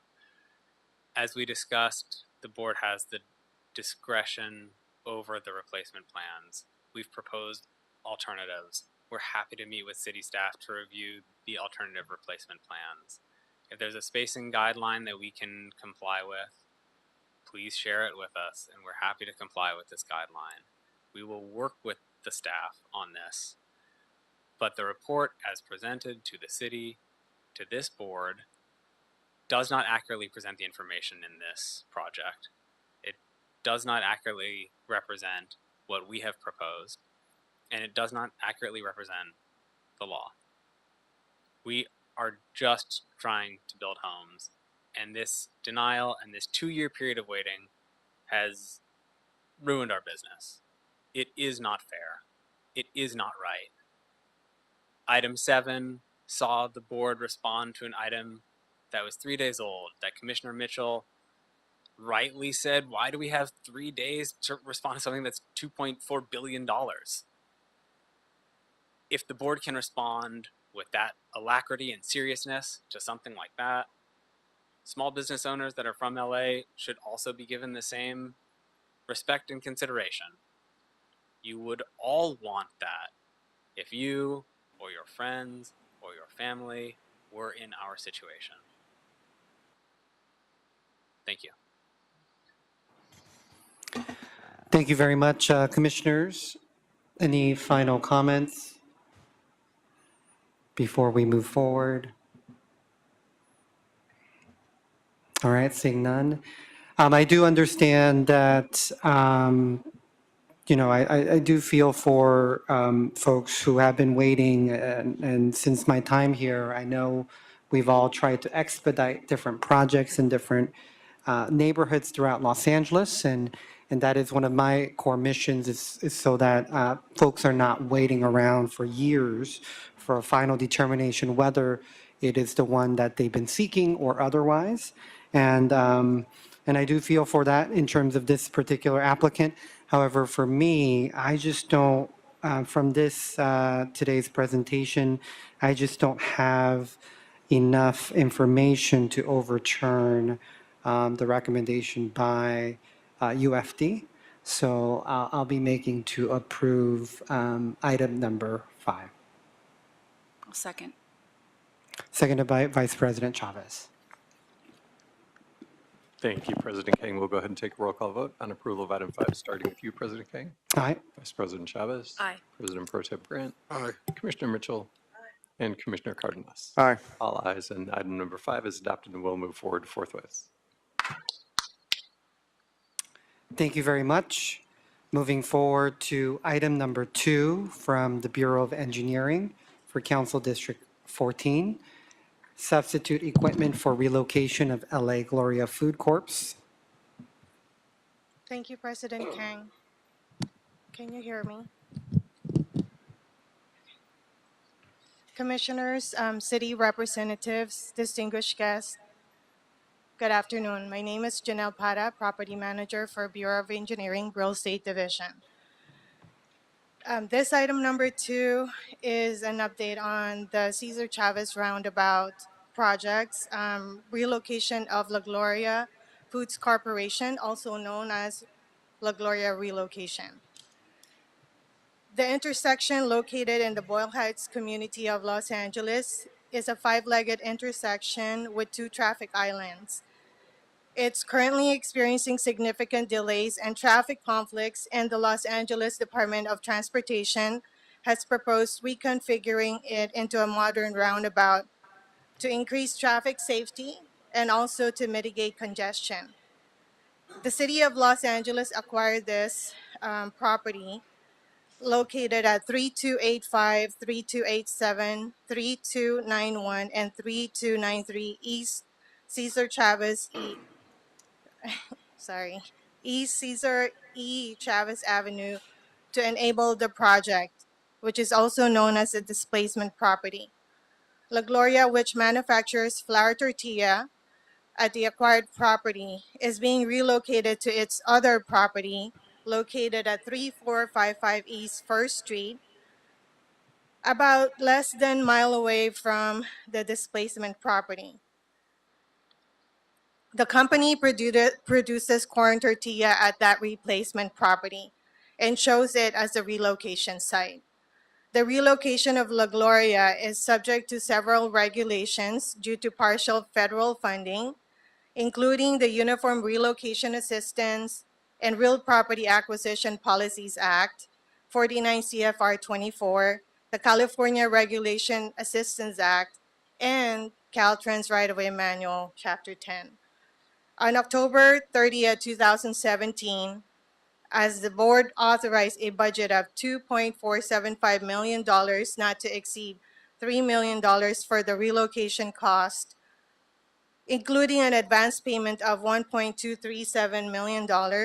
However, La Gloria filed an appeal in 2017 as well, seeking for $6 million in relocation benefits.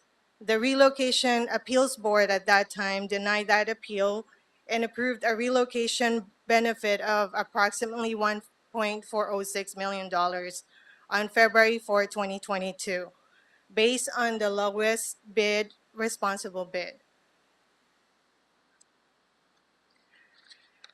Since February 4, 2022, the relocation of La Gloria moved forward. However, a new issue has emerged regarding the equipment.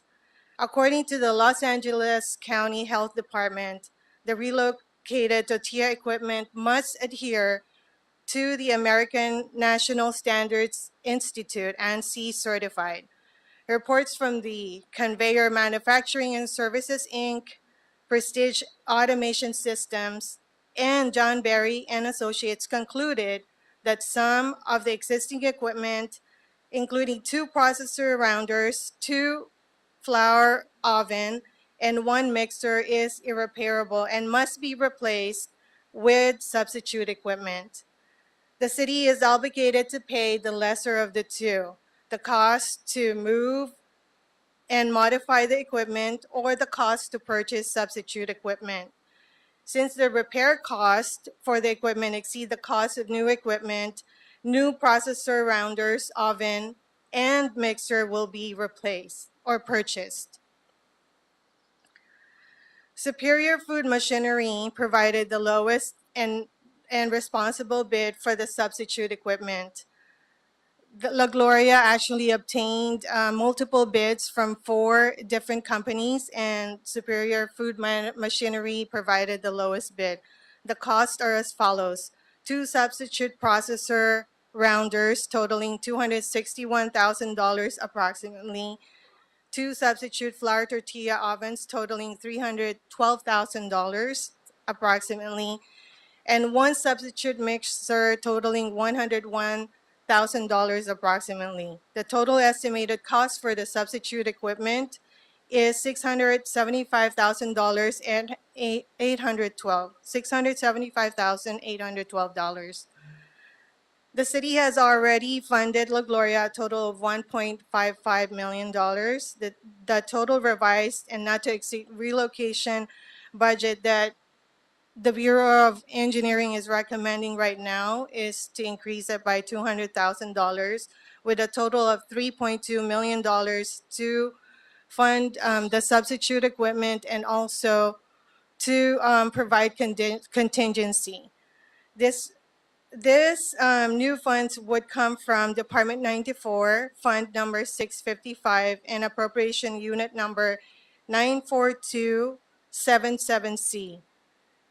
The Bureau of Engineering recommends the approval of the substitute equipment for La Gloria and reimburse or advance payments for eligible costs estimated at $675,812.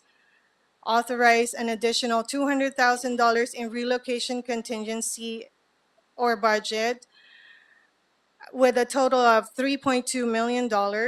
Authorize the city engineer or his designee to request the Los Angeles Department of Transportation to draw the necessary demands for payments to reimburse for the approved substitute equipment. The revised estimated time of relocation completion to relocate La Gloria from the displacement site to the replacement site is October of 2026. This concludes my presentation, and I'll be happy to answer any questions you may have about this item. Thank you very much. I know this is a complicated project. Commissioner Cardenas. Yes, thank you for that. And I understand totally the equipment. How is this item affecting the construction of the roundabout, the whole beginning of this acquisition of the property? So the good thing is that this particular relocation is actually not impacting the timeline of construction. I don't know if the board knows, but we received CEQA approval for the project in 2016.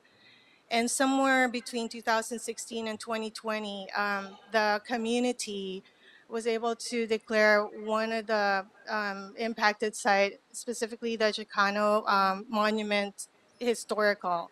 And so that that opened up CEQA, and so we're actually in the process of doing an environmental impact report, as well as because this project has become federalized, it triggered the National Environmental Policy Act, and so we're also conducting NEPA.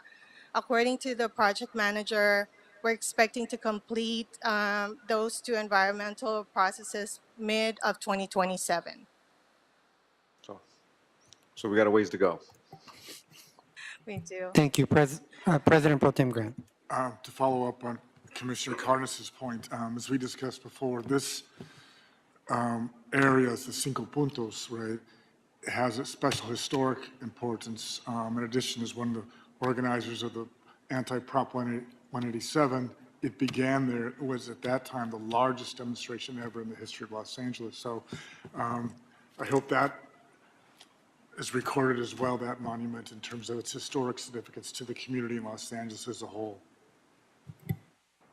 Thank you, Commissioner. Thank you very much. Any other questions or comments? I know this has been a very, very long process, and I would, I know the Bureau and the staff are very much on it, but we would love to see it move forward more expeditiously. So I know this is a long time coming, so thank you for your work on that. With that, is there a first and a second? So moved. Second. First by Commissioner Cardenas, seconded by President Pro Tem Grant and Commissioner Mitchell.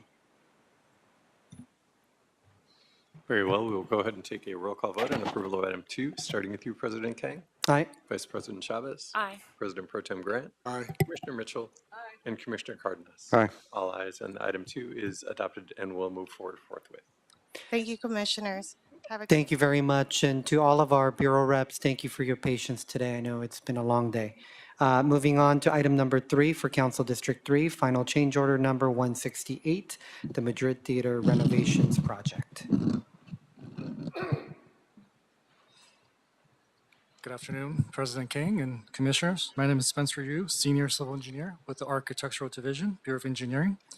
I'm here today to present item number 3, final change order number 168 for the Madrid Theater renovations project. Just a little background of the project. Madrid Theater, located in Canoga Park, was constructed in 1998, has a total capacity of about 300 seats, and services programs organized with the Department of Cultural Affairs. The construction of the project, Phase 1, began in 2022 and finished in March 2025. Phase 1 of the project included renovations to the front facade, lobbies, theater area, and back of the house. Phase 2 of the project is currently in design, and the scope will include redesign of the audio, visual, and information technology equipment, interior auditorium painting, access, controls, back of the house and front of the house communication systems, as well as waterproofing of the building envelope. Construction is currently scheduled to begin by the end of the year.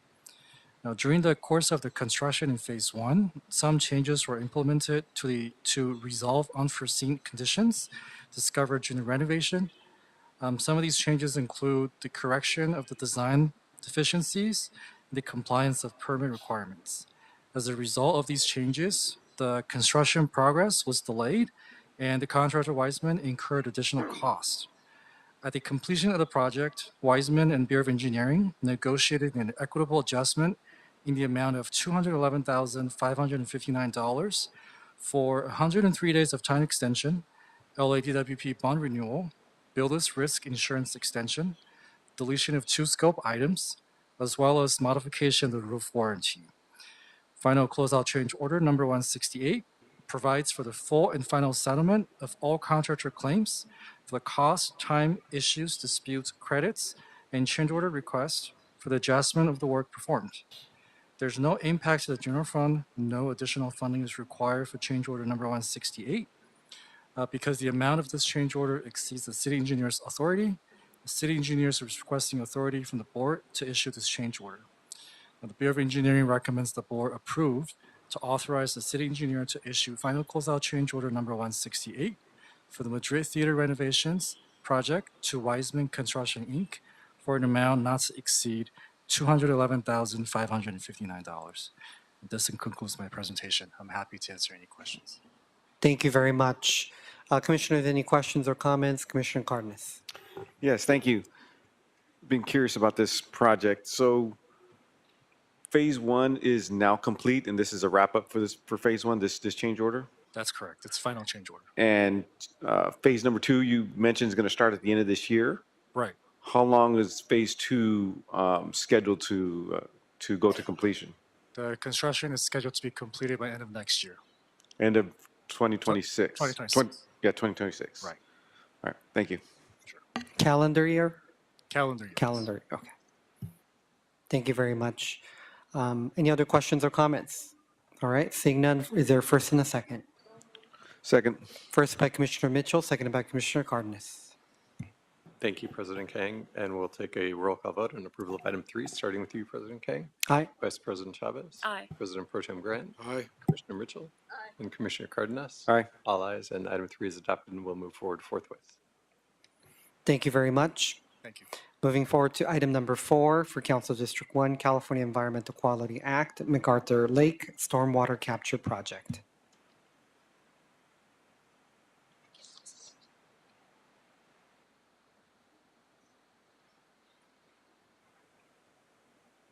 Okay, good afternoon, Commissioners. Jan Green Rebstock. I serve as an Environmental Affairs Officer for the Bureau of Engineering, and I'm here joined with my staff and colleagues to present the MacArthur Lake Stormwater Capture Project for your consideration. It's one of the clean water Measure W projects that the city is working on. Today, we're asking for your recommendation to City Council related to the project approval and the certification of the Environmental Impact Report in compliance with the California Environmental Quality Act, or CEQA. This is an interdepartmental project that was initiated by the Bureau of Sanitation. It's being designed and constructed by the Bureau of Engineering. And we also have the Bureau of Engineering serving as the CEQA lead agency. This project is hopefully one of 5 EIRs that we will be presenting to the board as part of the Measure W program over the next 5 years. Over the next few years. The Bureau is serving as the CEQA lead agency because BOE has the professional civil service staff with the expertise to perform this role for the city, which is a local regulatory oversight role. And it is required for any proposed project the city wants to undertake. You will hear from Christian Centano, the Environmental Project Manager, regarding the environmental review process for this project, which began 3 years ago. But first, the Engineering Project Manager, Brandon Kawaguchi, will give you a brief overview of the project.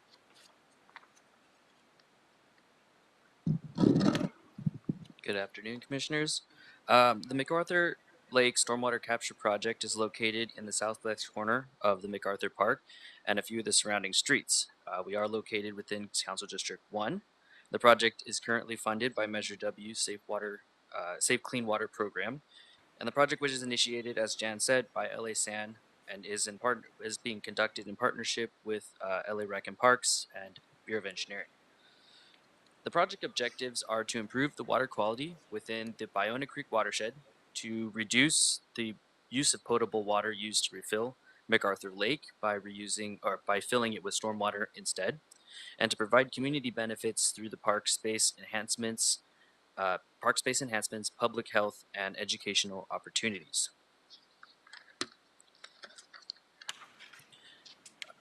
The main function of the project will be to divert a portion of wet and dry weather stormwater from an existing underground storm drain and to treat and filter the stormwater before discharging it to the MacArthur Lake for storage and to return it to the storm drain once the lake has reached its maximum capacity. The project will also propose to install a cascading water feature fed by recirculating the lake water. The park improvements will also include new landscaping, a pedestrian bridge, and educational signage. If you will turn to page 5 of the presentation or packet that we handed out, there's a diagram that shows our project improvements. Along South Lake Street, there is an orange star. This indicates where the stormwater will be intercepted. The water will then be treated through various filters before being deposited back into the lake. I will now turn over the rest of the presentation to Christian.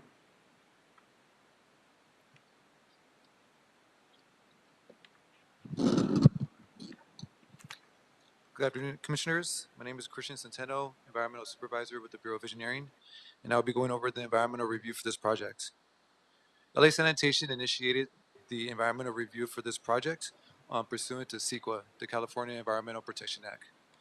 CEQA is a public disclosure act that requires the public lead agency to assess the impacts of the project on the environment and disclose of the findings to the public, stakeholders, as well as any public agency that has discretionary approval over the project. The environmental review process initiated with the initial study that LA San has produced. It was completed in April of 2022. After the completion of the initial study, a public review period was conducted between April and May of 2022.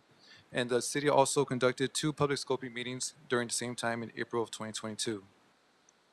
Based on the findings of the initial study, the CEQA lead agency, which is the City of Los Angeles, determined that the appropriate document for this project will be an environmental impact report. Following this period, a draft environmental impact report, which is also called a draft EIR, was completed in May of 2024. The draft environmental impact report was circulated to the public between May and July of 2024, a period of 45 days. A public meeting was also held during the same time in June of 2024. During the public meetings and the public review period, there was a total of 3 comments that were received to the city regarding the draft EIR. The California Department of Transportation, Los Angeles County Metro Transportation Authority, as well as the City of Los Angeles Department of Recreation and Parks submitted comments on the project. Following this, a final environmental impact report was produced and completed in August of 2025. The final environmental impact report consists of the summary of comments that were received, responses to comments, as well as clarifications and corrections. Based on the comments that I've received and our response to those comments and the clarifications and corrections that were made for the final EIR, it was determined that there was no significant change to the draft EIR, and thus no severe significant environmental impact would occur and would not require a recirculation of the project. Now I'm going to go into the findings of the draft environmental impact report. There's 2 categories. The first is impacts that are significant, however, with the implementation of mitigation measures are reduced to below significance. And the second are impacts impacts from the project that are significant, however, even with mitigation measures are still significant and above threshold. And therefore, we call those significant and unavoidable impacts. For the impacts that were significant but reduced to below threshold with mitigation measures, there were 4 categories that were found. For biological resources, there was impacts to migratory birds. For cultural resources, archaeological and paleontological resources were also impacted, as well as for noise and vibration, structural damage criteria. For significant and unavoidable impacts, in regards to noise and vibration, construction noise equipment was impacted, as well as human annoyance. Because of the impacts, the city has produced a mitigation and monitoring program, and that provides the mitigation that's required to mitigate those impacts. In terms of mitigation, the CEQA lead agency, the City of Los Angeles, has implemented measures to protect the migratory birds, and that includes worker awareness training as well as pre-construction bird surveys. For cultural resources, there's also archaeological and paleontological mitigation measures that include worker awareness and also monitoring during construction. For noise and vibration, in regards to for noise and vibration, the city is also going to implement a construction noise control plan, as well as a construction vibration control plan, In addition to the mitigation measures, the city has also implemented project commitments. In regards to hydrology and water quality, the city will implement a post-construction lake water quality, monitoring plan that will be implemented for a period of 3 years after the construction of the project, and that will be to assess the water quality of the lake. In addition, in regards to tribal cultural resources, there will be tribal monitoring done during the construction of the project. And lastly, within the mitigation monitoring program, there will also be best management practices, which includes BMPs for construction staging and fencing, as well as the relocation of unhoused individuals. Now, because the project has significant and unavoidable impacts, the city has prepared a statement of overriding consideration. This is essentially a document that states that while there are impacts to the project objectives overweigh the impacts. Now, there are 4 objectives that outweigh the impacts. The first is there's going to be improvements to water quality within the Bayona Creek watershed. The second is a reduction of potable water used for the refill of the lake. And I would just reemphasize that currently the lake is refilled with LADWP drinking water, and this project will change that refill method and have stormwater refill the lake. The third is this project will provide community investment in terms of park improvements. There will be an installation of a water feature in MacArthur Park, which will be a community benefit, as well as the project will minimize disruption of social and commercial activities in and around MacArthur Park.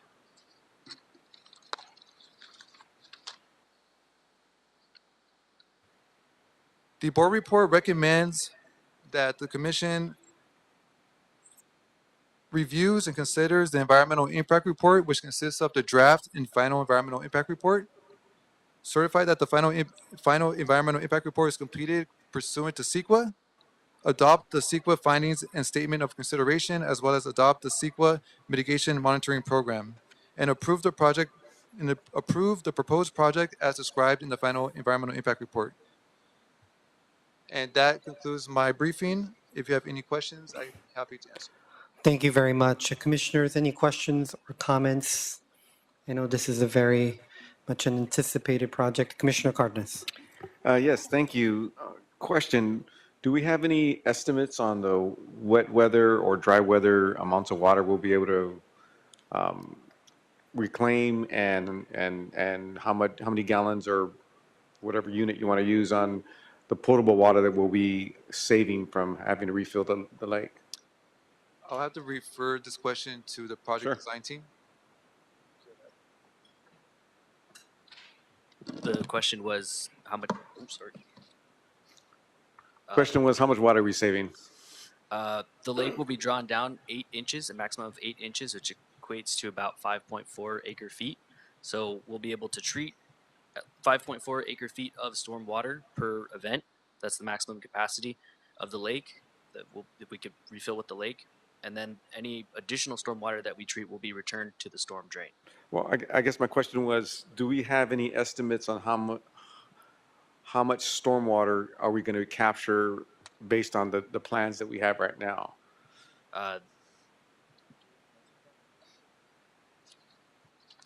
We're capturing stormwater from 2 streets, if I'm reading the drawing correctly.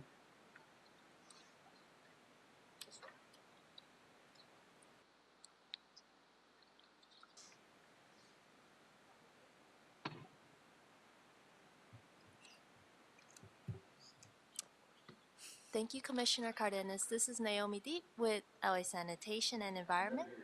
Oh, sorry about that. All right. Thank you for the question, Commissioner Cardenas. This is Naomi Deep with LA Sanitation and Environment, Safe Clean Water Implementation Division. So the project will be capturing a total of 244 acre feet per year. Of that, the breakdown between dry water flow is 108 acre feet per year, and that leaves 136 acre feet per year of wet weather flow.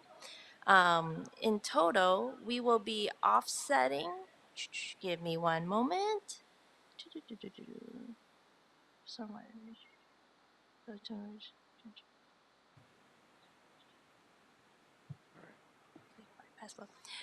In total, we will be inflowing about 132 acre foot per year of stormwater into the lake. Okay, and if these are dumb questions, just tell me they are. I understand stormwater in the wet weather. Where's the water coming from if it's not raining in the dry weather? Where's this water coming from? What are the sources of the water? Is it people washing their cars, running? Where's the water coming from? Mm-hmm. Yes, you are correct. It would be urban runoff, so that could be people washing their cars, that could be people using the sprinkler system and it's getting into the gutters. So essentially it would just be water that's flowing through our gutters that is not coming from a rain event. Right. And that's been estimated to those amounts right now. And the estimates that you have were based on observations, or we did some metering? How do we come up with those numbers? Yes, Was so it based on how many houses are upstream from the capture point? yes, so our very capable design team estimated based on a mass balance of the water coming in and the water coming out of the watershed. And then the information presented here was done via modeling through Robin? I'm calling in some backup. Hello, I'm Robin Igems with CDM Smith. We conducted the water quality. A little closer. We conducted the water quality study for this project. I'm not on the design team, but I do believe the information about the quantity of dry weather flows is from metered or observed water flows in the storm drain system that calculated how much dry weather flows would be treated by the system and how much wet weather flows. So the project wouldn't fully offset potable water recharge of the lake. The lake currently suffers from normal evaporation, and that's what the purpose is for the refill. So there still would be some potable water. Yes. But as Naomi mentioned, we would be offsetting a fair amount of the potable water refill. And is this the first lake that we're utilizing this technology to refill the water levels? Or I guess my question is, Believe do so. do we plan on, assuming this is successful, do we plan on utilizing this at other lakes throughout the city as a viable way of saving our potable water? What I can say, I'll let Naomi respond to that in a moment. What I can say is that while this project does have a benefit of reducing the potable water use to refill the lake, that is not the primary purpose of the project. Right now, the Biona Creek has high pollutant levels and is under requirements to meet total daily maximum limits, TMDL standards, which it does not currently. There is a Biona watershed management plan that's regional that will require a variety of different projects throughout the watershed that collectively each will play a part in reducing pollutant loads to the creek, and this is one of those projects. So the offset of potable water is a secondary benefit. It's not the primary purpose of the project. Well, thank you. That was very helpful. Thank you very much. Any other questions or comments? Commissioner Mitchell. And just for the record, there is a similar project, but it's not into a lake, but on the west side between Westwood and Overland, as part of the Exposition Light Rail project. There was city property just north of there that actually does clean water. It recirculates. So there's a soft opening that's supposed to start this Thursday, but when we get the grand opening, make sure that sanitation puts us on the list so that we can actually go out and observe it. And it is also a native plant habitat. Thank you very much. Seeing there are no other questions or comments, is there a first and a second? Second. First by Commissioner Mitchell, seconded by President Pro Tem Grant. Very well, we'll go ahead and take a roll call vote on approval of item 4, starting with you, President Kang. Aye. Vice President Chavez. Aye. President Pro Tem Grant. Aye. Commissioner Mitchell. And Commissioner Cardenas. Aye. All ayes, and this item is adopted and referred to council forthwith.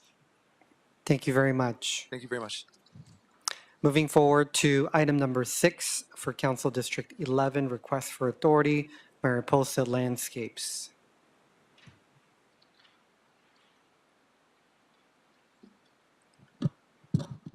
Good afternoon, President King, Commissioners, Hector Banuelos, the Streets LA, Urban Forestry Division.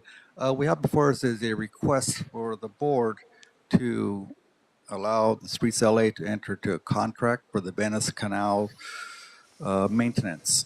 This is the contract, if approved, will be for 3 years with the city option to renew for one additional 2-year period.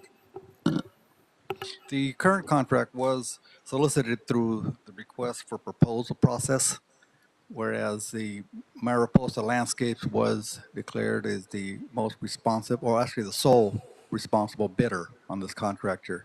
we did, the Bureau did their due diligence in trying to seek solicitations, proposals from various contractors. However, Mariposa was the sole bidder.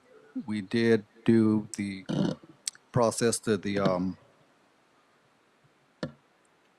a selection process, considering a lot of criteria for a responsible bidder for this canal, for the canals. The canals include the canal network in the community of Venice, and includes also the Grand Canal and the Venice Lagoon and the lagoon area, which is the eco-sensitive area there, where under permit to the California Coastal Commission, there is a needed criteria that needs to be included. There's no chemicals to be used within the maintenance of the canals. And the canals include the dredging, control of algae, doing the flushing of the water to ensure that there's fresh salt water coming in from the ocean and out to the ocean. That's all part of the flushing process to help control the formulation of algae in the canal areas.